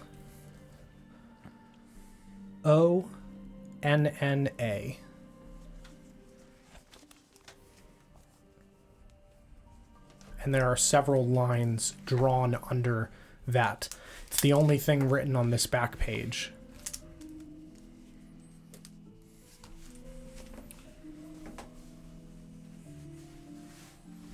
I'm gonna take that drawer that has the symbol with the carving now through it. I'm gonna take that since we're intending to blow this office up. Sure. Sure. Is there like scraps of paper, anything to write with about? Yeah, absolutely. Okay. I would just scrawl something down on a piece of paper. Sure. And pocket it and carry this drawer around. I want to go back to the door and keep an ear out to hear if anybody's picked up on. Sure. Yeah, make a perception check, and Rin, make another perception check for me if you would, as you're continuing to search these shelves. It's a 13. 13, okay. Yeah, that's gonna be a 6. Okay. Yeah, so you look through more of these books, and you are convinced that there is no mention of magic in any of these books, to the point that it strikes you as odd that there is like nothing here. Like there are books on other topics kind of scattered about in between most of these order forms, but there is nothing regarding spells. Okay. Yeah. You don't hear anything. Okay. So you said like we came downstairs and there's like a landing. Are we like this room is in like a hallway, an upstairs hallway? Yes. Yeah, this is the whole second floor basically. Okay. It's just like a landing. There's like stairwell down from the roof, stairwell landing, up, door landing. into this room, and Correct. another stairwell down. Yep. Does it look like there's lights on downstairs? There's not. There's You not. didn't see lights when you were walking up to the building either. Okay. So just the guards outside. Yes.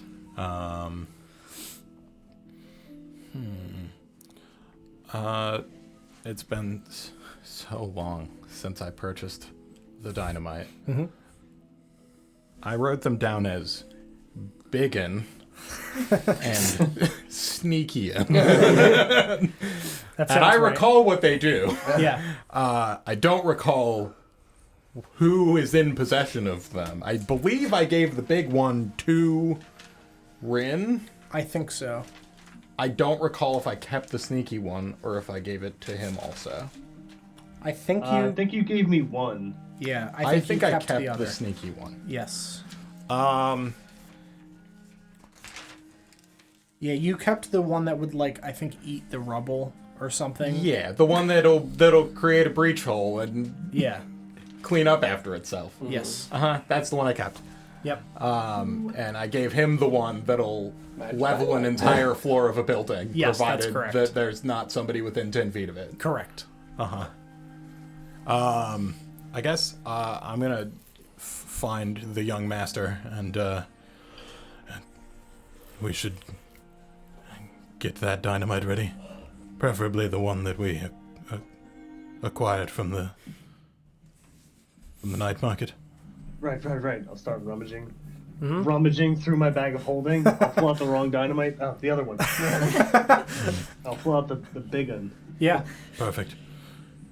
I'm going to go downstairs and get us a way out that isn't the front door. Okay. Have that thing ready. Will do. We should hurry. Yeah. Go downstairs and find a wall that faces the alley that we know didn't have a guard in it. Sure. I would grab Twig or Mr. Pigeon, one of you. Okay. Before you follow Shay. I'd start shoving the clothes that I found in my bag. So like the mask, I'm gonna put one on, Okay. hand one to Mr. Pigeon, and then I'll follow. Okay.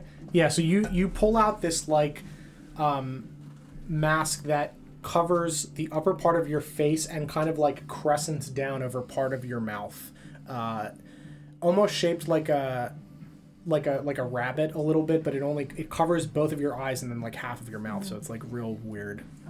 Yeah. It's real fucked. As are all of the masks. I'll that put you on the pick. other one. Yeah, Whatever sure. I was handed. Sure. Yours, weirdly enough, is a clown mask. It's very strange. Yeah.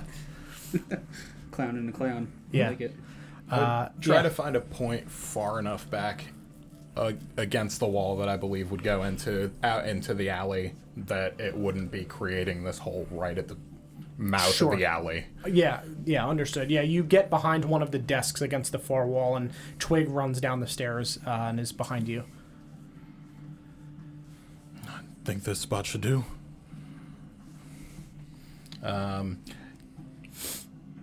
Did he say that this thing would be loud and just clean up after itself?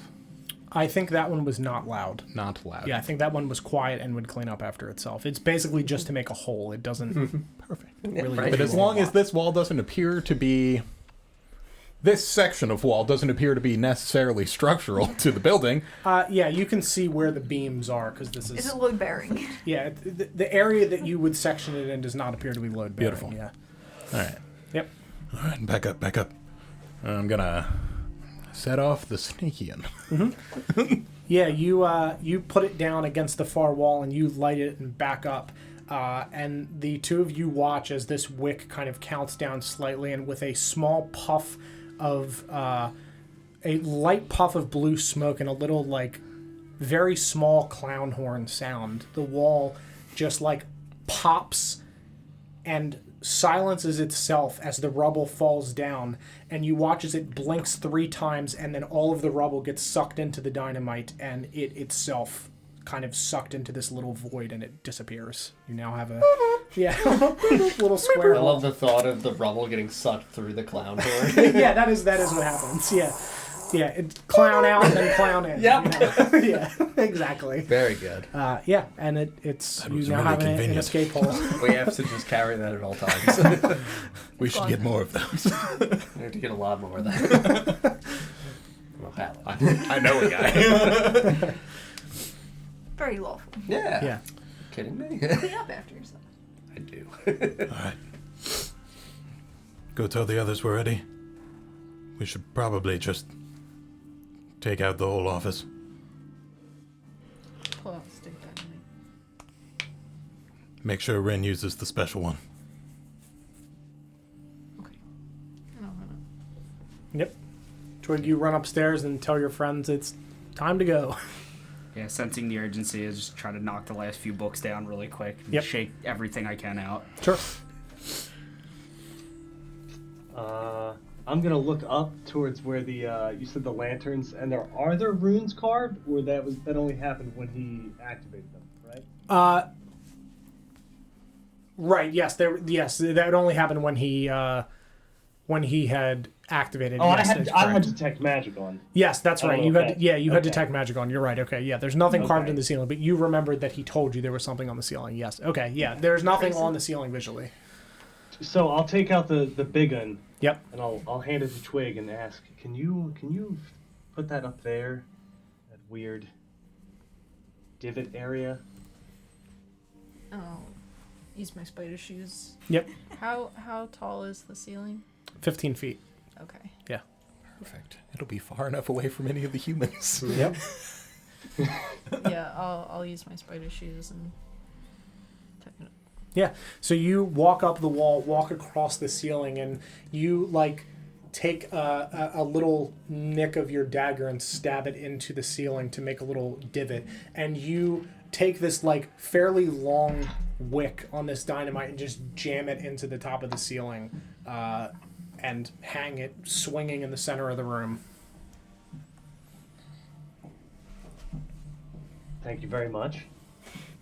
And does it have a decent sized wick on it, or is it It does, yeah. It's long enough that it's kind of hanging where the lanterns descend down to, about 6 or 8 feet off of the ground. It's halfway into the room, basically. Just look at Mr. Pigeon and pull out another bundle for good measure. And throw it in the center, where his desk is. Sure. Yeah. Yeah. You yeet another bundle of dynamite into there, and. All right, everybody out. Yep. Exit this way, please. Who is lighting the dynamite, and how are you lighting it?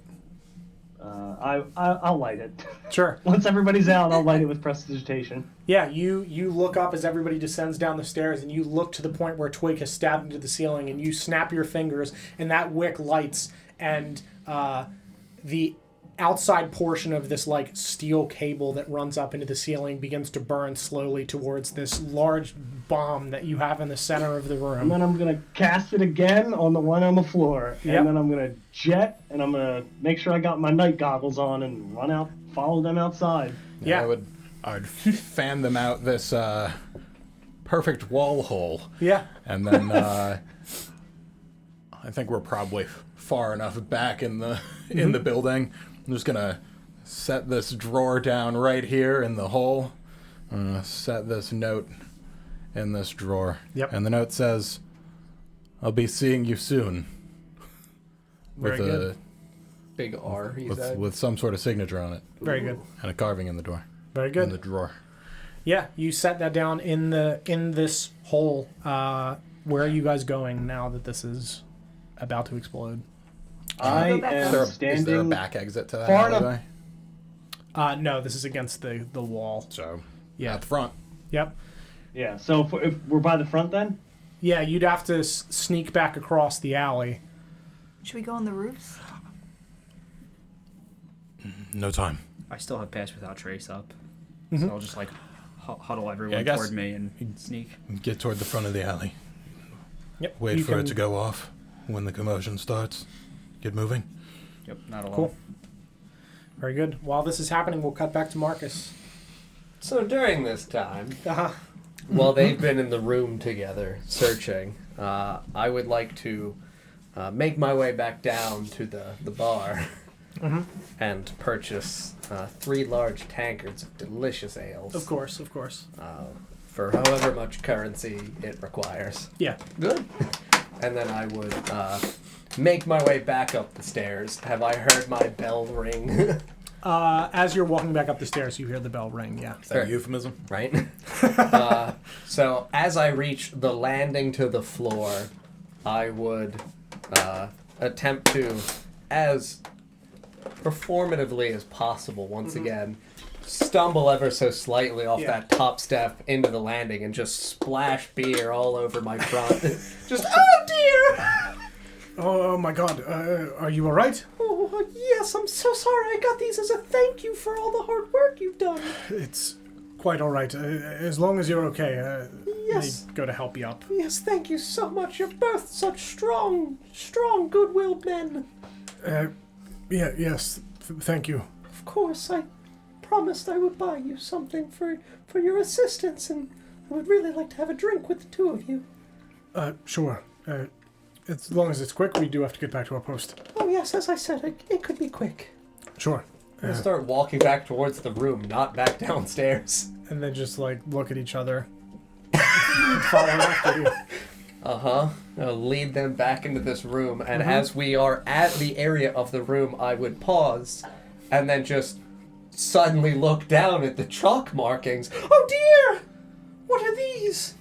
I'm not sure. I can barely see. Forgive me. It looks like a drawing of the alleyway. The alleyway? Yeah, across from where you were. Where he accosted me. Yes. Like he hunts there like some kind of nefarious villain. That is what it appears to be, yes. Strange that he would mark his path such. That is very odd. He doesn't seem very smart. No, it seems he's quite the fool. Yes. It'd be very easy for us to catch him, I'm sure. I think so, yes. Well, Please. We'll take care of it, like I said. Thank you. I'm going to step inside the room and turn and sit at the edge of the bed and just dangle my long legs over. I don't think you can dangle your legs. You're No, 7 feet tall. absolutely not. Just drag them back. Just like on the ledge, scuffing the floor with your feet. But yeah, you I do would that. rest one ale in between my legs and hold the others out towards them. Sure. Thanks. As they would step towards me for the ales, I would pull them back and sly as fuck go, Oh no, these two are mine. That one's for you. BAM! Yeah, the one reaches down and picks it up and just downs the whole No thing. performance check because you flustered Don. Yeah. He just grabs it, downs the whole thing, and slams it onto the nightstand. I would hand the one to the other. Yeah, and he just kind of nervously drinks it and puts it on the nightstand. Drink mine. Oh, you never Would look at the man whose name I don't know. told me your name. Richard. Dick, all right. To the point. All right. Oh my. Prophetic. How forward of you. I didn't think you'd ever ask. It's just Richard. Just Richard. Yeah. Well, that's all right. You didn't close the door. Oh, sorry. He turns and shuts the door. Do they have their lantern on? Yeah. Is one of them holding it, or would they have set the lantern down? They would have set it down on the nightstand. I would stand and move over towards the lantern. And, well, I mean, is it like a small flame inside the lantern? Yeah. I'm just gonna lick my fingers and then make eye contact and extinguish the lantern after I open the little door. Do either of them say or do anything to halt me from doing this? Nope. They just kind of... Well, the bed is there. And then I'm gonna sniff out the lantern. Okay. Do they move towards the bed as I am doing this? Yeah. They start to take their armor off. And this is when we compel the door.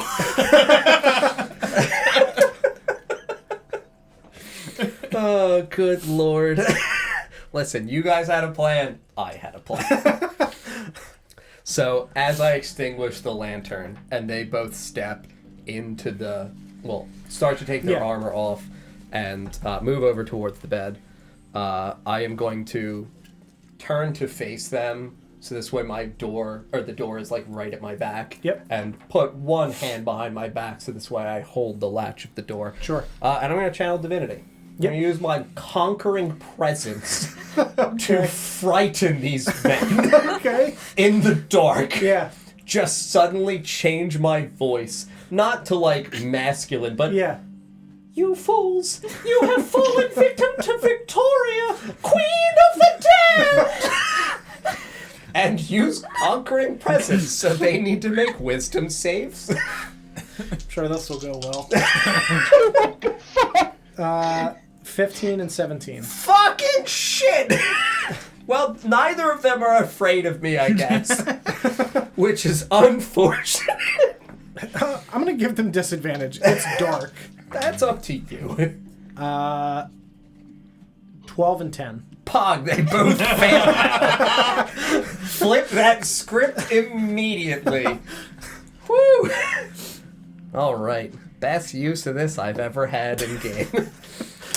So now they can't move towards me. Yep. Do they make any noise when I say this or say anything or like stutter or anything? They just kind of like catch their breath as you do that, of like they go to say something and then stop. Yeah. As like the smoke from the candle from in the lantern just kind of like wisps through the air. As they really can't see a whole lot other than like glowing eyes against the fucking door. And they just like, what are you? I am a beast that will claim your souls.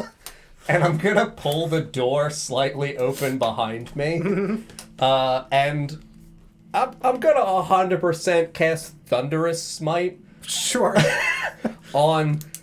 I can't actually do it on my hand, so I will pull out some blunt object that is small and discreet behind me after I like slightly open the door ajar, and I would punch at the wall to my side, not the door. Sure, yeah. So this way, I deal damage to the wall, but I have the echoing thunderous boom that goes out for 300 feet, attempting to, as best as I can, like deafen and intimidate these men even further. Sure. As you do that, the one just, oh god, oh fuck, I knew this was gonna happen. As soon as I see him like look down and start to cover his eyes, I'm gonna swiftly step out into the hallway and close the door.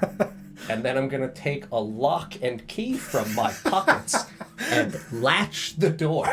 Yeah. And then I'm gonna scurry away swiftly.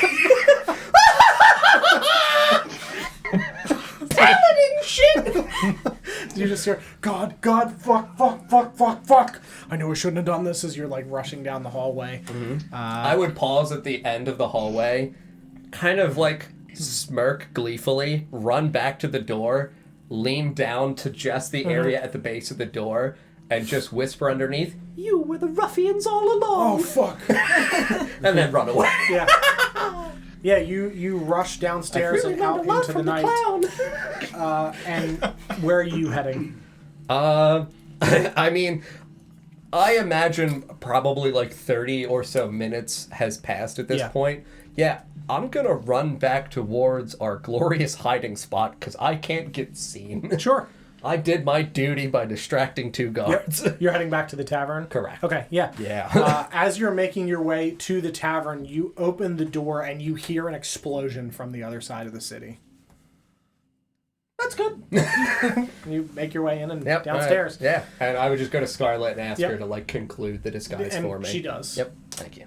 Yep. All right. You guys are standing there as you wait for this explosion to go off, and you hear this cacophonous sound as the windows blast out, and immediately the walls slowly buckle inward before rocketing debris out into the buildings on either side of you as flames just cascade out.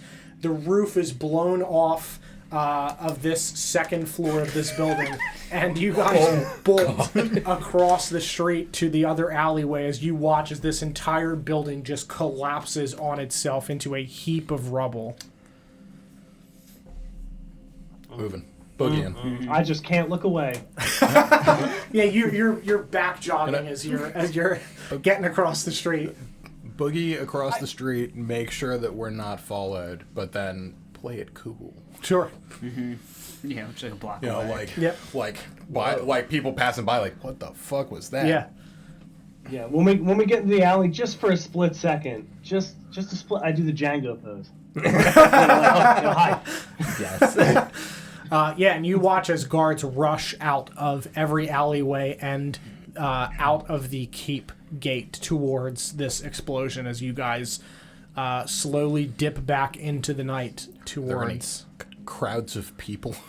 Yeah, there are people beginning to funneling out gather. of. Yeah, you can see that there are like nobility and nobles funneling out of some of the nicer taverns here in the Sovereign District and rushing towards this sound and very bright, flaming heap that you guys have left in your wake.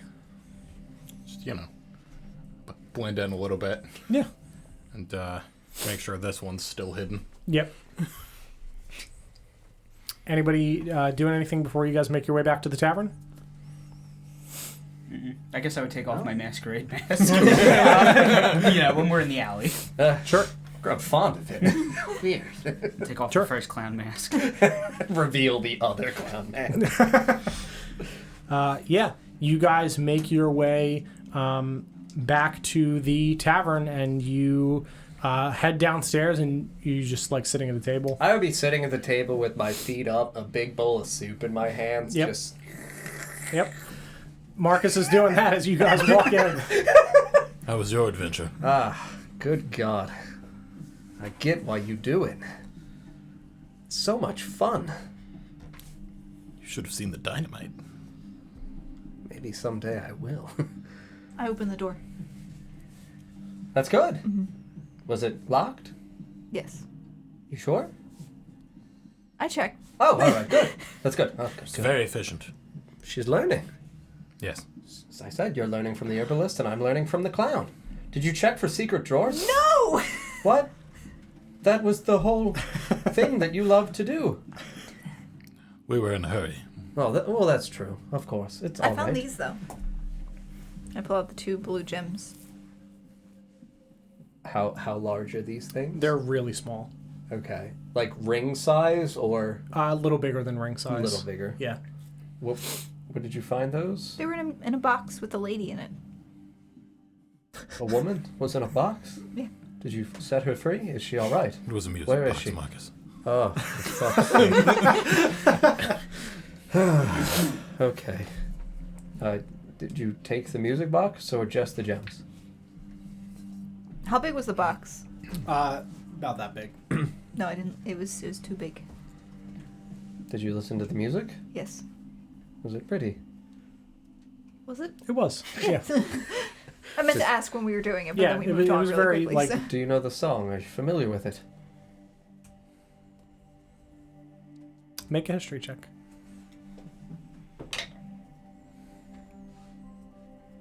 Intensely. Like the song of your people. 7. Oh, 7. like the song of other people. Someone else's Some people. people.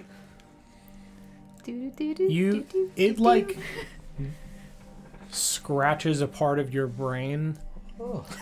where it's like extremely like vaguely Painful. familiar, but you don't know why or where you would have possibly heard that. Like it's just it's not even that like you know what it is. It's just kind of like you just get like almost like deja vu. You get like a little just twinge in your mind having heard that, but you can't place where you would have possibly heard it.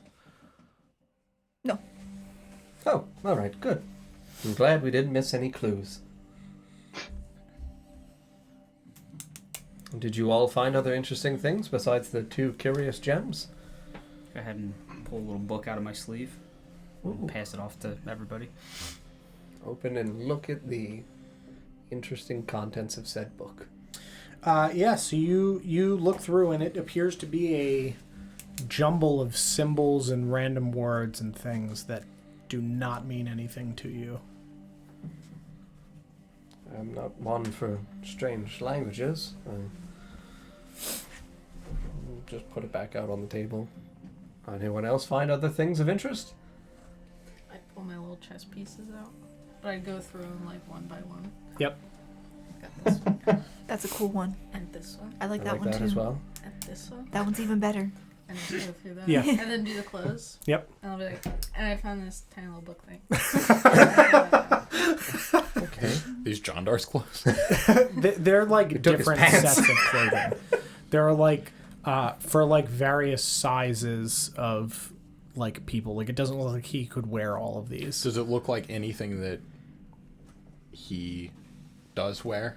I've seen him one time during a parade. Nothing that he would have worn, no. They're all just different sized things. There are things that are his size, but nothing you've seen him wear specifically.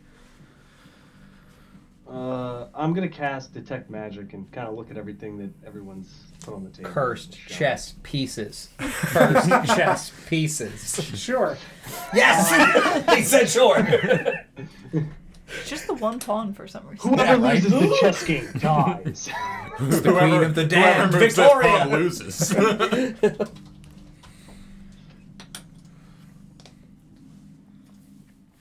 Necromancy. Just gotta look up the stats on cursed chess pieces. It's a mimic. What was? Did we It's find out what was 32 in the small tiny book? mimics. Oh, that would be horrifying. Right? There was And the I'll play. name Ow! And some stuff about the little demon guy. Mm. I guess I would see if I could Right, read right, the book. right. Since, Yeah, the one in like code and Since shit. Marcus seems like he couldn't. Yeah. It's not druidic, right? It is not in Druidic. Well, then no. It's a druidic code. Ooh, thank God. All right, I'm good. Druidic thieves can't. Yeah. One of the pieces, Rin, the White King, you get divination magic from. The rest of the pieces do not give off any aura. Also, these are wood. They're like a marble. Okay. Yeah, like not marble because it's black and white pieces, but Like a very stone. smooth, shimmery stone. Okay. Yeah, I'll pick it up and kind of look at it for a little bit. Sure. A nice look over, you know. Yeah. Make me an arcane check, or arcana check rather, and I'll give you advantage because you've detected magic. Oh boy. That is 15. Okay. So you can see that there are runes scribed around the base of the head of this king, and runes on the upper portion of the head, and the head appears to twist slightly, so that way you can line up the runes in a specific combination, you would assume. Play with the Line head. it up. Yeah. Just the head. Just the head. Trust me, Paul. You twist this head of this king and get to where you feel like these symbols should be lined up. And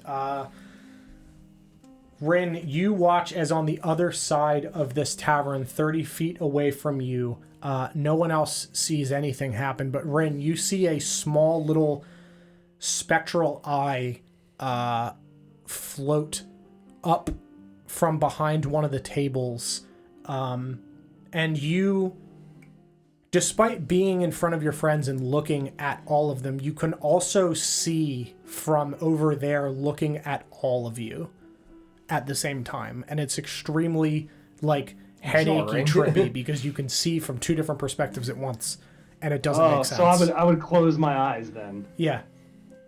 Close my eyes. So would I still see through the floating eye? Yes. Can I move? Yeah, so you think to move the eye, and you move the eye towards you and left and right. Okay. And it moves as you think this. Oof. I'll open my eyes, and actually no, I won't open my eyes. I'll use the floating eye to look down at myself with the piece in my hand, and then twist the head and break the rune pattern. Yeah, you break the rune pattern and the eye, and you can't see anymore. Ah. All right. I'm just gonna kind of like try to refocus my eyes. You know. I don't know. It's a weird. Like rub my head a little bit. What did it do? I'll hand it to Dandelion, and I'll take your hand and show you to turn it. Yeah, you twist this into position in your hand, and nothing happens. It moves? Do the runes look lined up? It does. So after you deactivated this, I will tell you that the divination magic appears faint. Still there, but as if it's been drained. Gotcha. Okay. I think I used it up. It might work again later. It gave me a third eye, floating eye. I only saw 2 eyes. Did you see a third eye on Rin? Nope. No, the young master still had the same amount of eyes he normally has. Mm-hmm.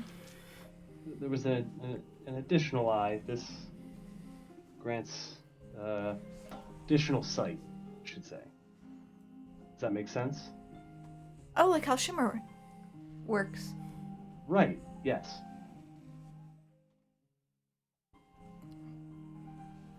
Makes sense to me. Mm-hmm. And you could see through it?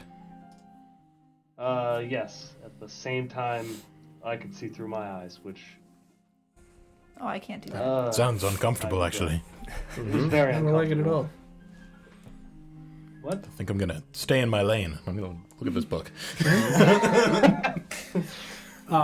Yeah, you thumb through this book and you are able to translate this, code. And you see that this book contains information about what is going on in Greenridge. You find that Benjamin May's father has been killed. That his mother has been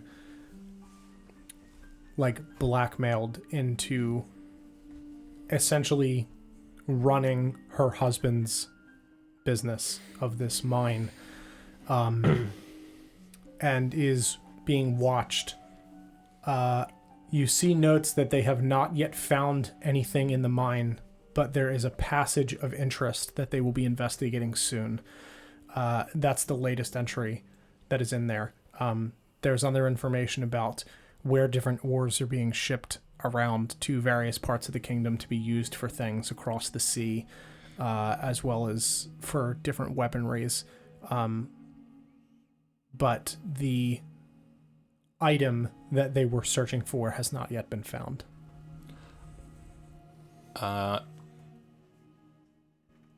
Does the sort of things that are being done sound like the sort of things I would expect?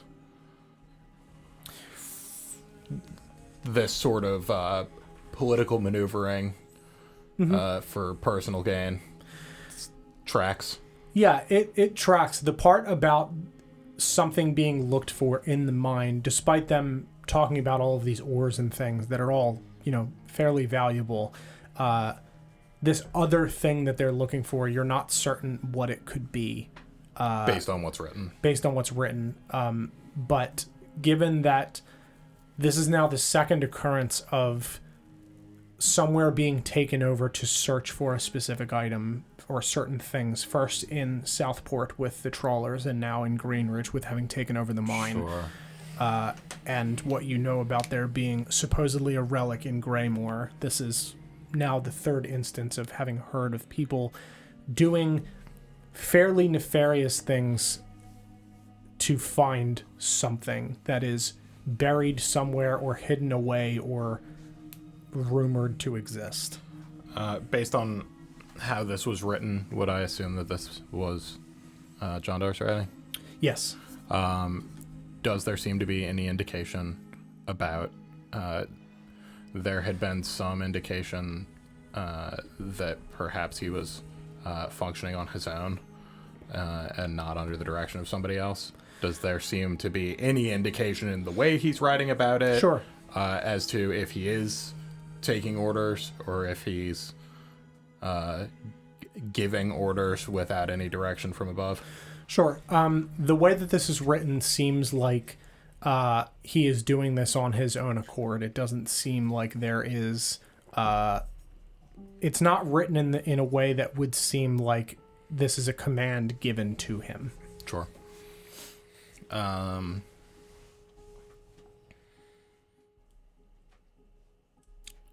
Is there any indication of who performed the assassination and who performed the blackmail?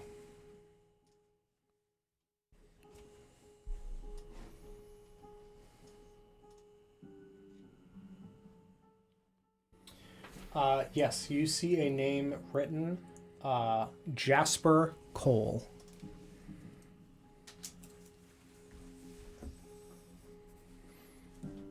Do I recognize this name from anywhere? You do not. Okay. Any names that I do recognize in any of this writing? Yes, which I'll message you about. Okay. Depending on what those names are, I would relay at least the stuff that you've said out loud. Yeah. And I'll let you know if I'd relay the other piece of Yep. it. Poor Benjamin.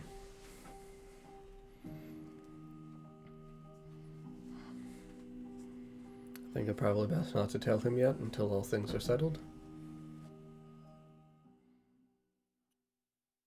Possibly.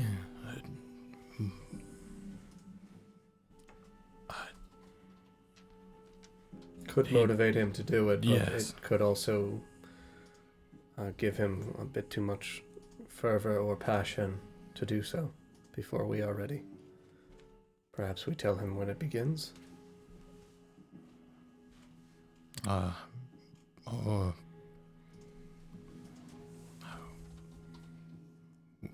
We could check with... Emmerich? Yes. Certainly. He knows Benjamin better. Yes. He might know if it is best to tell him up front or to wait. Yes, I agree. Well, no luck with your mirror?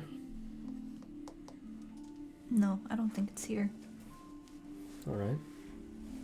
The city is pretty big and I haven't checked all the secret hiding spots, but it hasn't been in any of the ones that I have checked. As a person that had a military father, would my father have taught me how to play chess? Yeah. Do you know how to play this game? These your first time seeing pieces like this? Probably. Yeah. Did it have a checkered board? It was on a piece of thing. You didn't take the piece of thing? Oh, I only wanted these. It okay. was boring, you know, Yeah, flat. sure. All right. Well, that's okay. Do you know what these are called? Individually? You said they were animals? Yeah. Okay. Like, all the pawns being one type of animal, I'm imagining? Mm-hmm. Okay. Yeah, each piece is a different animal. It's not even necessarily an animal, they're just like animalistic. It's like half humanoid, half So, animal. like shifters? Yeah, kind of. Okay. Yeah. So, like, more lycanthropic. Okay. Yes. Sure. Yep. Okay. Yeah, I mean, I would take and hold up one of the pieces that I would assume would be, like, the knight. Yeah.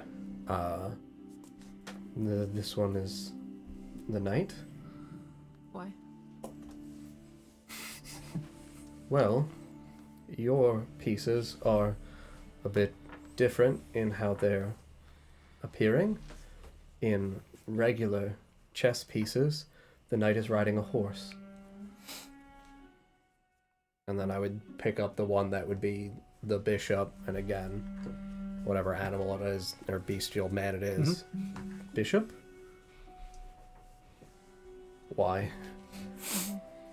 Traditionally, it is the spire on a cathedral or a castle, comparable to what a bishop's hat would look like.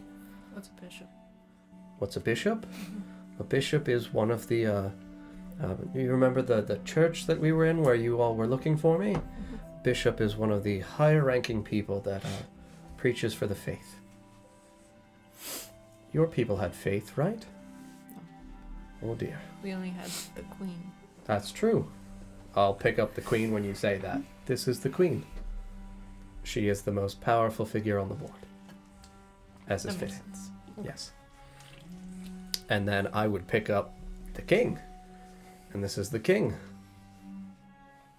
Ironically, one of the weakest pieces on the board. And I think that we will also hopefully find that to be true here as well. Is there a Duke of Commerce in this game? Unfortunately not. Oh, good. Well, there's not a Duke of Commerce office anymore, so... Oh. The dynamite was very successful? Sure was. You really should join us next time. I mean, absolutely. I was having my own sense of fun, but... You wouldn't believe the sneaky dynamite that this man sold me. In what way? It's silent, cleans up after itself. Perfect breach hole for an exit. I was going to say it sounds like a wonderful lover.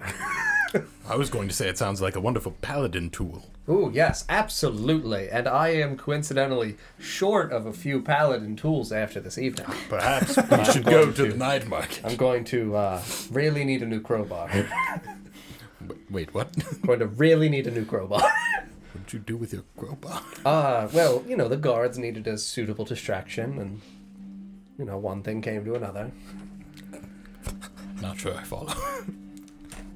Well... I don't think he needs to elaborate. A crowbar, I would really prefer if he did. A crowbar, a bell, a lock, and an iron spike, and I had a wonderful evening. I'm gonna sip my soup. Did Marcus give me a crowbar? He had two. Yep. I'll pull out my crowbar, which is small. Wonderful. Here you go. I shall break into many doors with this. Should be able Does to it get some stay good small? leverage with that. Absolutely. Yeah. Leverage. Really Stay needed. small. Okay. It's better than no crowbar. Absolutely. I'll pocket that. Well, should you all, by chance, hear any rumors of, some demonic woman named Victoria, Queen of the Damned, please let me know. I would really delight in hearing any stories. Beautiful. Is that a local legend? You could say, indeed, she is a local legend at this point. At least I hope so. God. From their point of view, you say that, run away, and then there's a loud explosion. Yes! Any chance she'll serve as a good alibi? Oh, I should hope, in case we ever come under that need again. But now I at least know how to do it, and I feel quite practiced. Only took a couple of ales. Multi-talented man, Marcus. Yes, paladin. Yes, a multi-talented And paladin. conveniently as well, now confirmed immune to disease. Benjamin is also an inspiration to me. Whew.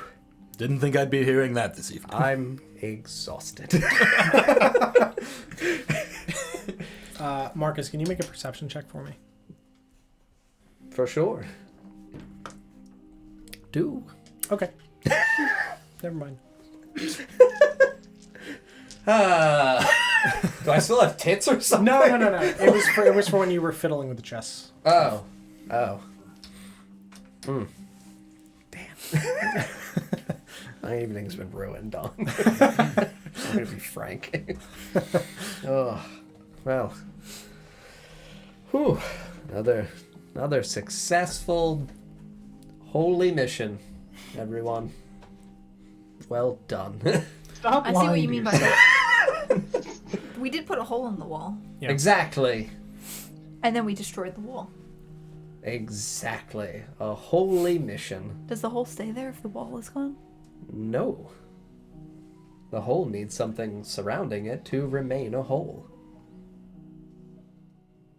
You see, it's kind of like a hand.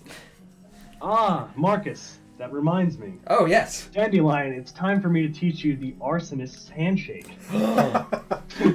You're growing up, Dandelion. You've committed arson. Is that what we're calling it? Holy arson. I was thinking of it more as a toppling a power structure. Ooh, a sacred flame. I think it exploded. A sacred explosion. It did do that. And then it toppled. That's true. And now it's not there anymore.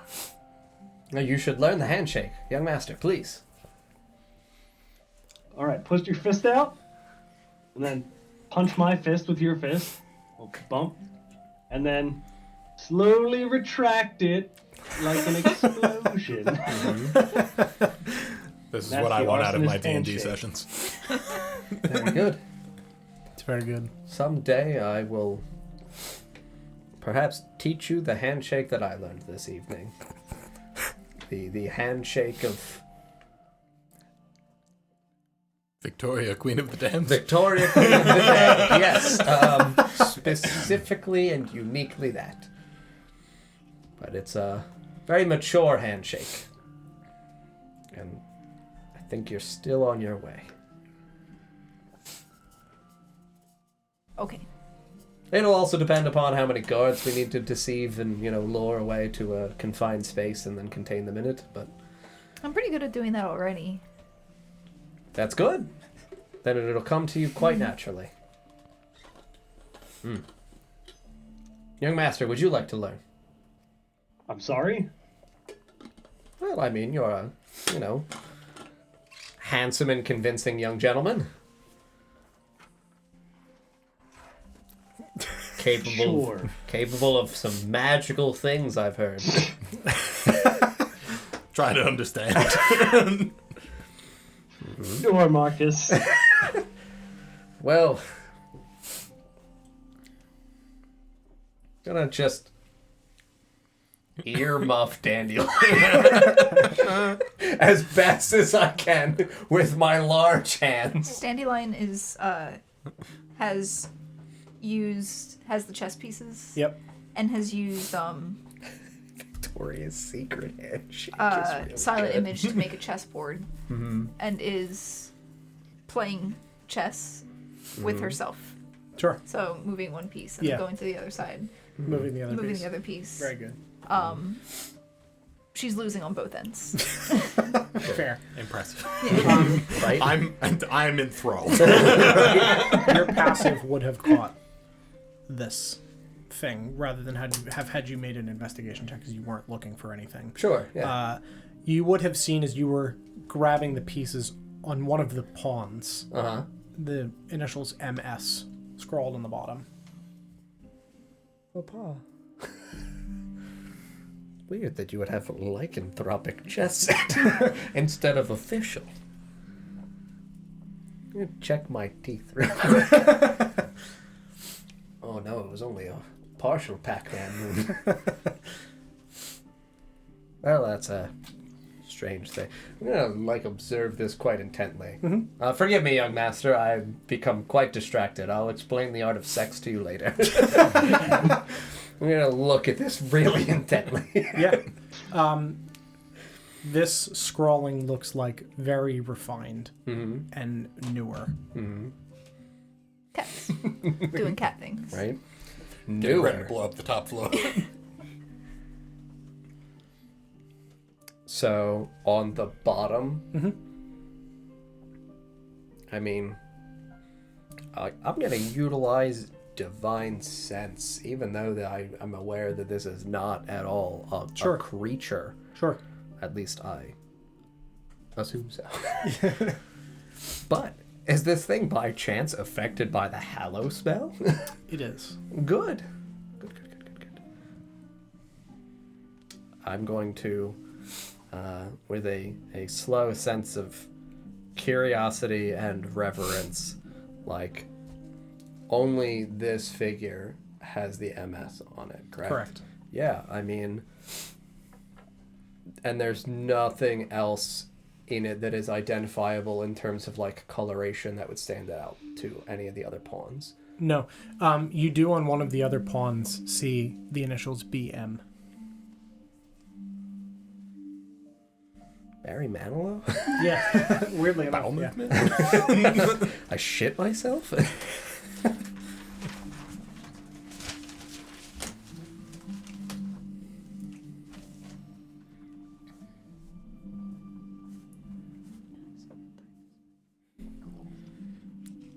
pawn of the opposite side for BM compared to MS? Okay. Yes. Yeah, that makes more sense. All right. Yep. It is Barry Manilow. It's Barry Manilow. Yeah. My dad fucked Barry Manilow. TM. It's a game. Do you show anybody else the? Yeah, when I notice that there is another pawn that bars an engraving on like the bottom of it, yeah, I mean, I would absolutely like display them, and it seems that my father must have at some point possessed this during his time while he was still here in the city. Which one has which color has which initials? The white has MS, the black has BM. Mm-hmm. Mm. Well, if it was your father's, he was I mean, I'll hand you the king. I guess he was a cheater. Oh, that tracks, young master. Yeah? Shaw always wins. Good for you, Pop. Good for you. Well, I'm glad they're with you now. I know you will. Cherish and care for them, and I pray you give each one of them a very unique and identifiable name. And you may treat them as your tiny friends. His name is Chad. Pop. Just like a single tear. Such a beautiful name. He'd be so proud to know that you knew his middle name. Marcus Chad Shaw. As I am the fourth Chad in the line. Papa. You always struck me as a Chad. I know. I do my best. It is hard sometimes to be such a Chad. Thank you. I feel It's okay. so It's seen. okay. You all are family to me. Thank you. I'm just gonna like kind of. What the fuck is going on? Are you okay? Oh, it's just a powerful memory. Yeah. That's canon now, right? I can Oh put it in yeah, my- 100%. Oh dear. Yes, you guys are doing this. You watch as Dandelion plays chess with herself with an illusioned board and is somehow losing on both sides. Mm-hmm. Mm-hmm. Do you even know how the pieces uniquely move, Dandelion? Or are you just like slapping them around? Would Oberon have played chess? I think Yeah. I mean Ron. What, Ron? I know what I said. He Dude, didn't say what bro, Ron played chess? Is that a question? He is a FIDE-rated 2700 Grandmaster, Ron. I feel like I would have played chess with Oberon. Yeah. And you're losing with both sides? Well, Ron was very good. Absolutely. My opponent is very tricky. So I detect magic up. This is for sure an illusion, right? Yes. She's not like, okay, I just want to make sure she's not playing chess with like someone A in ghost. another dimension. That's why Somehow. divine sense. I'm on this side of the board, and then flying over to the other side, and like sitting there and thinking for a while, and moving a piece, and then flying back to the other side. Do you mind if I play with the other side? Can I finish this game? Sure. I'll play you in the next one. I'll finish my game. Mm-hmm. There's no pieces left on the board. They're all gone. Oh, How did she do that? I fear her power grows. That's all right. And I'll set them back up. Well, Do you want to teach Twig how to play? no, Twig does not care for the game. She understands the importance of the pieces as living creatures.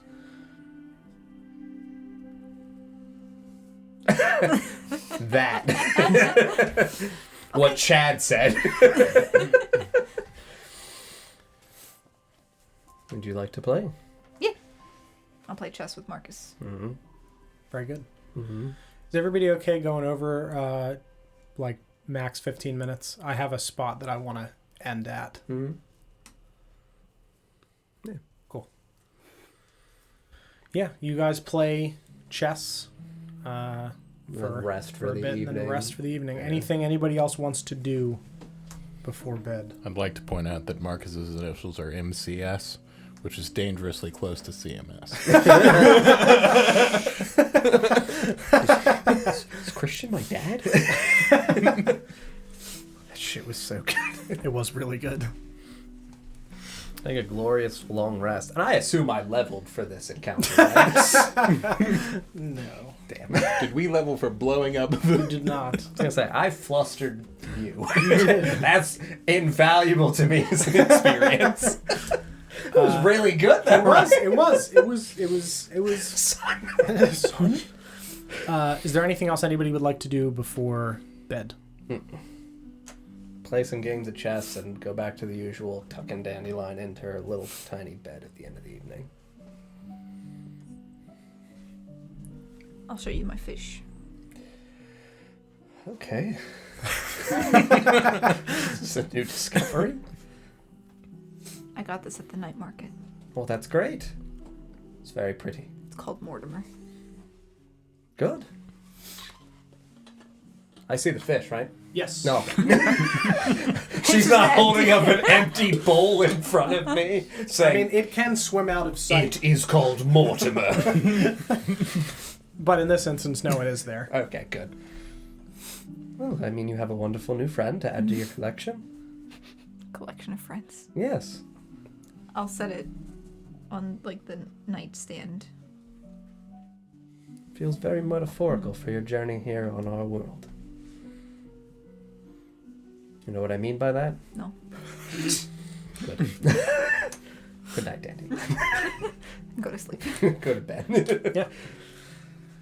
Yeah, if nobody has anything else that they would like to do tonight, we will skip forward to the following evening where you guys were planning to, under the cover of dark once again, head to the archives to attempt to make your way into the dungeon beneath the statue, the broken statue of Ilmater. Mm-hmm. Yeah, I mean, if we have no hiccups, no nothing, that sounds pretty wonderful to me. Do I hear any whispers of Victoria on the road? God, she was giant. Yes.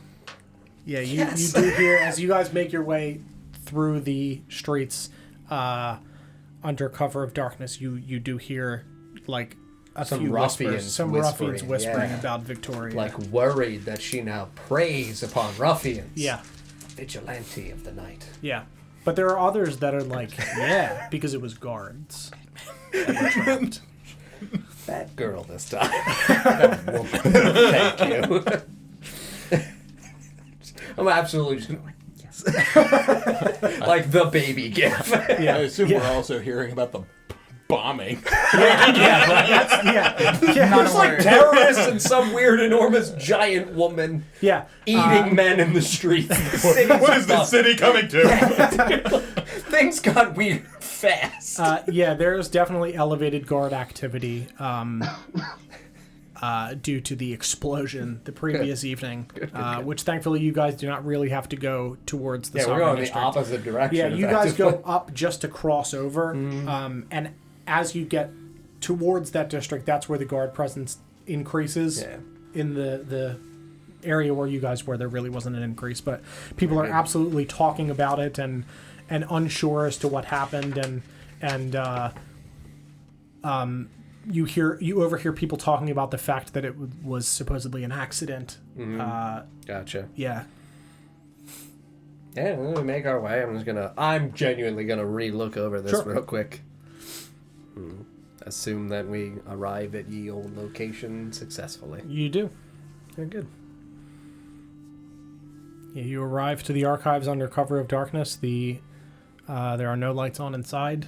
The man-eating bookman is not. Hello. Is not inside, presumably. Good. Yeah. Yeah. I'm gonna test the door. The door is locked. I'm not door guy. Do we have a door guy? Okay. No. I suppose I can. Thank you. He who sits upon the rack. Apparently, I can do it slowly. It's so fitting. How would they have known? 11. 11? Yeah, it takes you a little longer than the previous attempt, but you are able to get this door unlocked with a bit more effort than the last time. Just it seems like it's an older lock with how old this building is, and also a little flustered at the prospect of Dandelion blowing doors open if I don't catch it. Yeah, that's understandable. Oh, shit. Just energy like crackles in Yeah. in her hands. See why Marcus is so tired all the time. That was the best night out I've ever had. We'll watch the kids. Right? Marcus gets out for a night. How Marcus got his groove back. And you guys make your way inside the completely darkened, very large, ominous library of the archives. Mm-hmm. Yeah, I mean, I would take us right back to the statue where it had the marking. Yeah. I mean, I would use my paladin hooded lantern to light the way. Yeah, of course. Because I can't see in the Of dark. course. I'm not a criminal. A lantern covered by a paladin. Yeah, exactly. Good. Yeah. Your own personal paladin who covers your lantern for you. Yeah, no, I would scoot on back over to there. It has been many months. It had. Yeah, you. I know felt, it had the marking, right? Because I felt it. Yeah, you felt a marking where there was like some sort of It was a latch. Yeah. Yes. Okay. All right. I thought so. Yep. All right. Yeah. I mean, I would test it and see if I feel comfortable in moving it with my own individual strength. Yeah. Yeah. Make it a strength check for me, but you feel like you could probably heft this out of the way. Good at these. Natural one. I just instead of grabbing the latch, just pause and feel my own chest. Oh wait, no, forgive me. I'm sorry, I was distracted. Do you need help? Oh yeah, you got this. Oh. Blast it. Yeah. So you push your hands into this latch that Marcus guides you to, and your hand. You see as Dandelion's arm goes a little bit further than yours could, just based on the size, and you hear a click as her hand goes slightly further, and you feel further. And then yours was able to because the size of your small, hand. Sure. Yes, it was very small. Am I in the... Yeah, you're just crawling yeah. into the dark. And you hear a click, and the large stone slab kind of slides ever so slightly forward. Mm-hmm. Try to pull it a little bit more now. Yeah, and you were able to slide this now out of the way on some sort of grooved track built into the bottom of it, that it was latched on something that you... Good find. Slide this out of the way, and you guys see that there is a cracked stone staircase that looks like it has not seen daylight in many a year, descending down into the darkness below the ground towards the backside of the archives. Well, the paladin should lead the way, that's right. I'll angle my hooded lantern down into the darkness below. Yeah. And I'll start descending ye old stone staircase. Yeah. You make your way down this, hewn from stone steps about 20 feet before you reach a landing, and it kind of winds its way down rather unnaturally, as if this was not placed here by someone. A natural cave. Yeah, and you follow these steps down into the darkness with little drippings of moisture from the ceiling kind of cascading around you guys as they hit the ground, and you descend what feels like probably 60 feet into the earth. And you make your way down to a large landing with, at the base of it, a large stone door. How big is ye old large stone door? And also, is there any, It's very good seeing this. door or anything like that, indicating, like a handle, a lever? Yeah, there's a very large, stone carved, almost knocker, essentially. Yeah. There's room for a tiny crowbar. Perfect. I mean, what does the knocker look ornate, like it is decorated, or is it just like a hook against the fucking... Yeah, so you can see that this ring, as you shine your light on it, appears to be almost scaled, and the knocker, the head of it that holds this knocker, has very small eyes with little orange gems inside of them, and appears to be the head of a snake. You guys seeing this shit? I've never seen a snake with orange eyes. What about blue eyes? Pull out the gems. Put them in. Yeah. Pop in the blue ones. You pull the orange gems out and pop the blue ones in, and you hear a click as the door, like, slides backwards. See, I knew it was ridiculous. Just the way we drew it up. And with a large thud, there is now a space for you to enter around this door that has kind of pulled itself back from the entrance. Well, party leader. Me? No, I was being facetious and speaking rhetorically, and I'll step through the opening, I guess. Yeah. So you guys make your way into this chamber, which appears to be about probably 60 feet in length, and about as far as you can see out. As you step in, torches illuminate on the walls across this space. These torches are held by, once again, what look like snakes kind of wrapping around the torches themselves, with the torch cascading through their mouths and illuminating flame into the space. And as you're all looking around, you see a doorway on the other side of this space.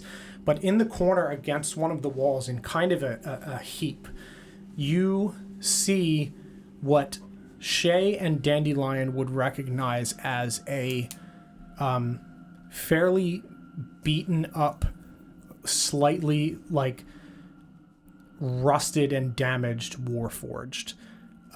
Shay, you would have seen these, and Dandelion, you would recognize what it is. In the Feywild, they were made of like wood and vines and things as guardians at the fairy court. Friends? Yes. But you would recognize this like very run down Warforged laying on the ground. Oh, we should help it. What the fuck is it? If it's what I think it is, it's a person. Person? Metal? Yes. They don't look quite like that where I'm from, but... Not moving at all. Not moving currently, no. Is it dead? Not certain. Fly It's over like to a it. statue, almost. Yeah, I'd follow her over.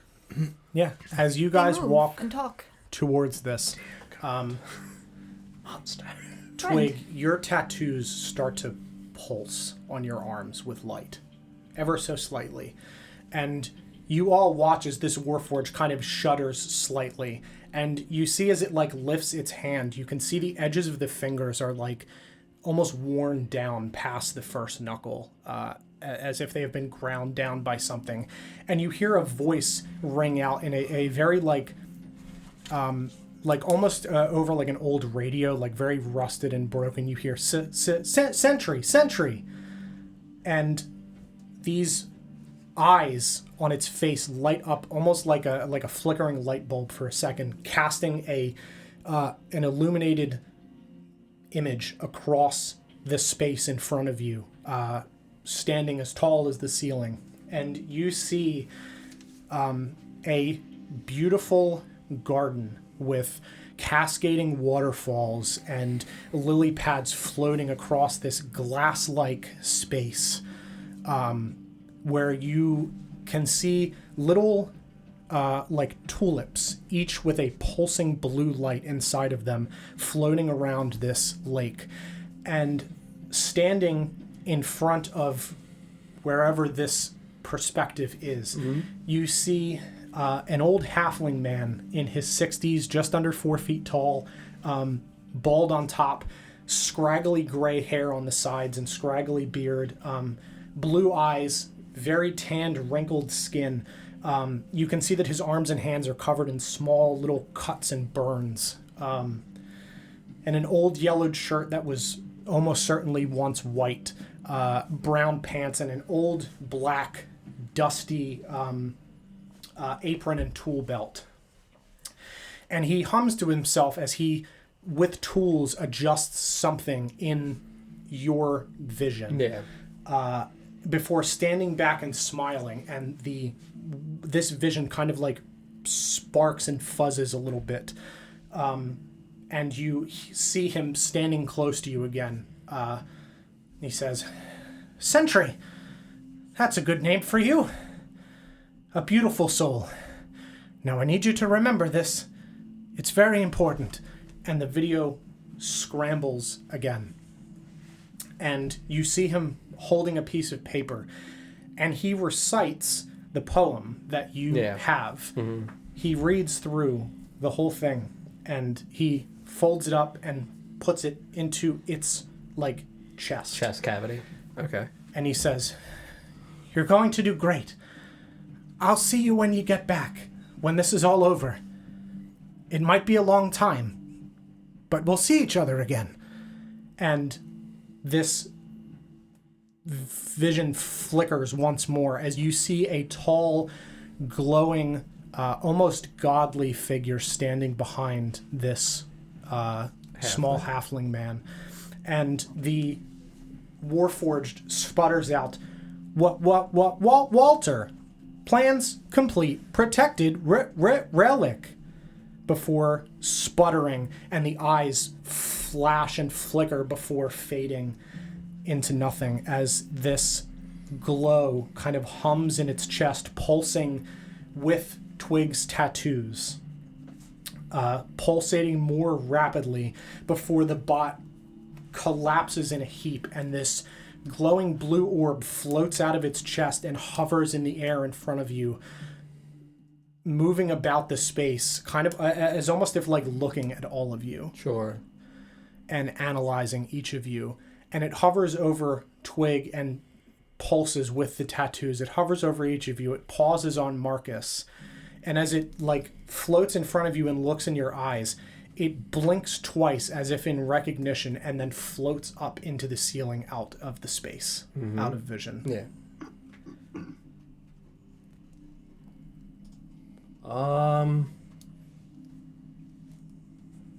That was strange. You said that was a thing? Living? Yeah, it's still here, right? Mm-hmm. Yeah. Any of the ones that I've seen have been much like you or I, a being. Okay. That one seemed more of a program. Okay. I'm gonna go up to it and like All right. wave my hand in front of its face. Yeah.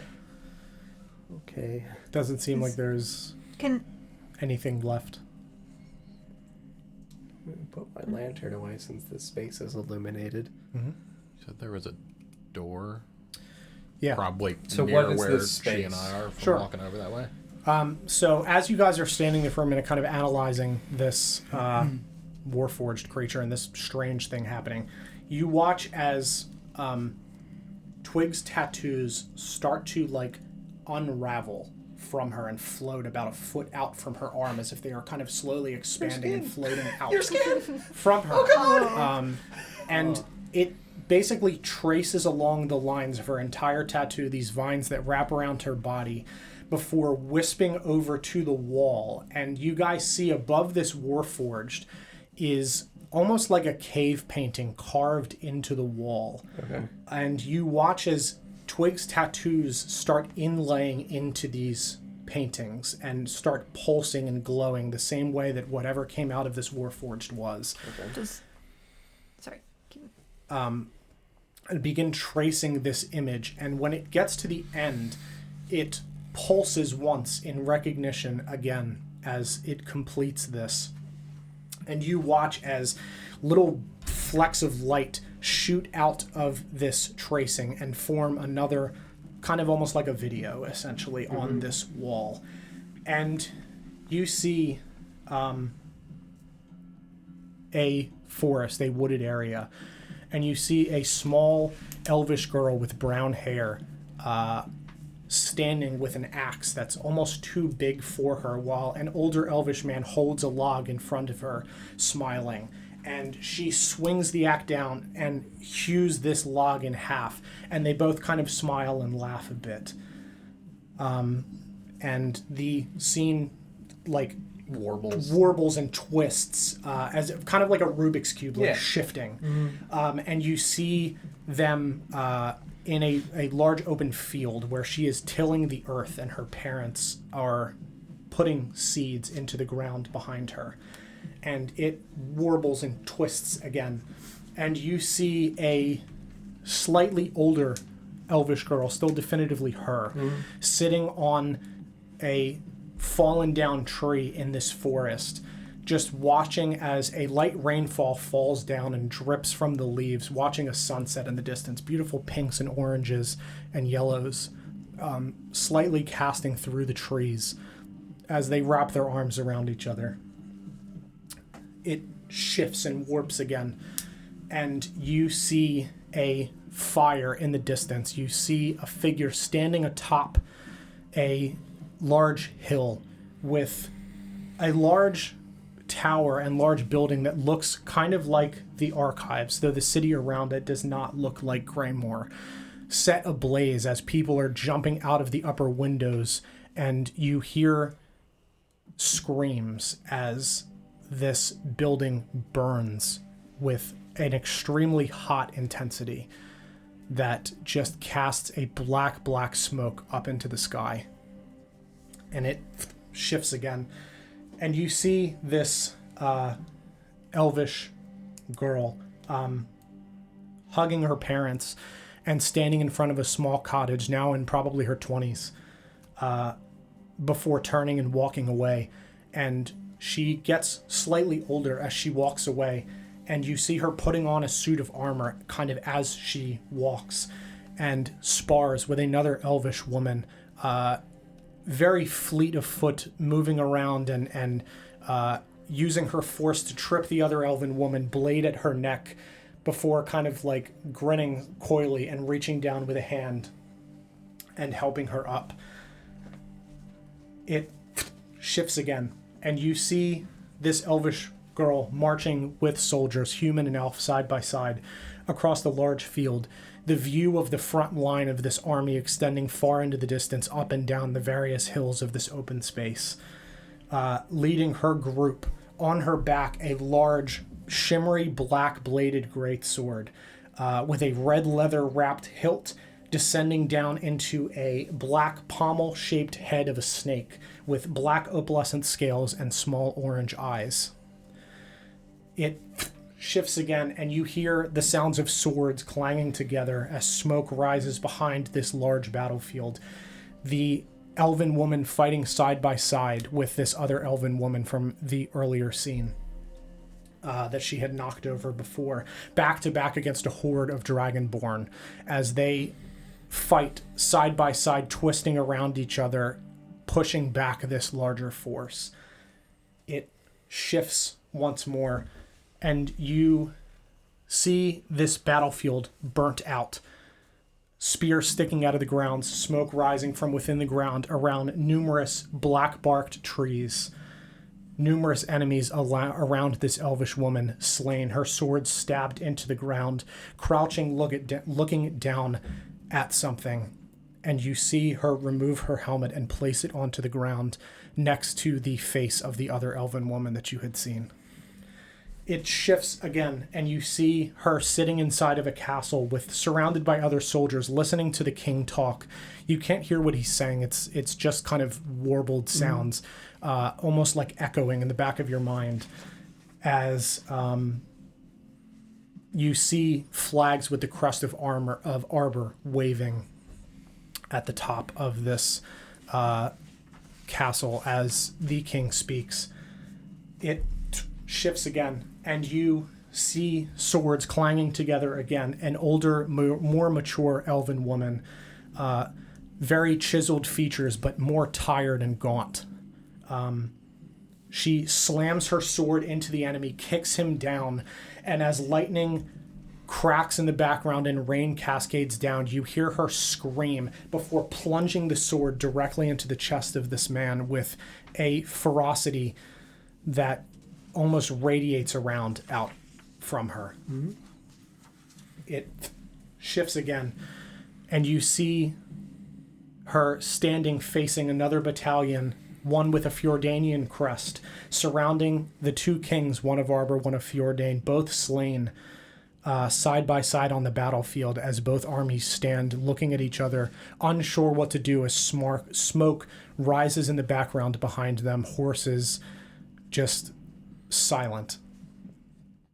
It shifts again, and you see this elvish woman, very tired, walking through this village, the crest of Arbor ripped from her armor as you hear boos and jeers echoing out around her.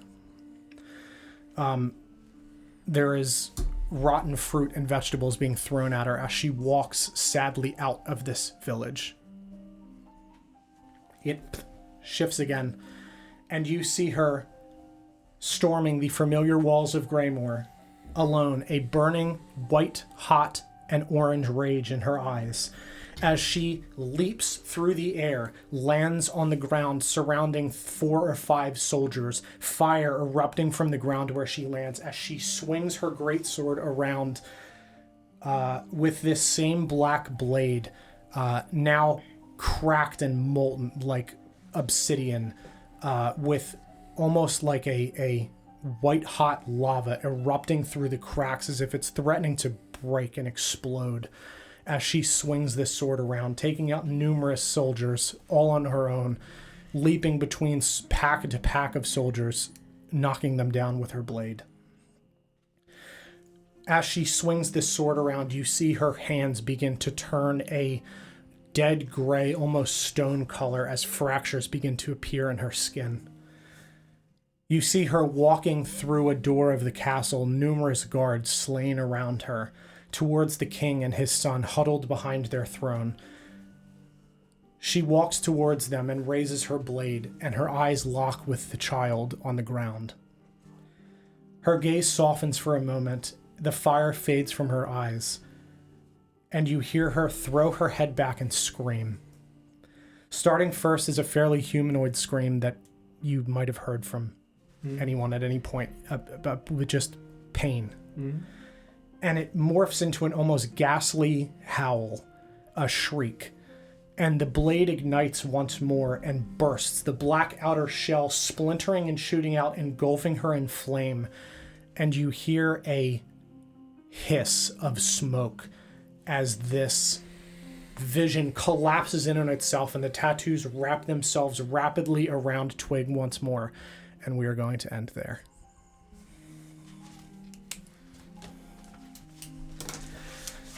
Friends, thank you very much for watching this evening. I hope you enjoyed the episode. We will be back on Monday for the City of Oshwamp and next Friday for the Lost Kings of Adoris, where we will pick up where we left off this week. I appreciate you guys being here. Thank you so much. I hope you had a good time, and we will see you on Monday. Good night, friends. Good night, everybody. Bye-bye. Bye, everyone.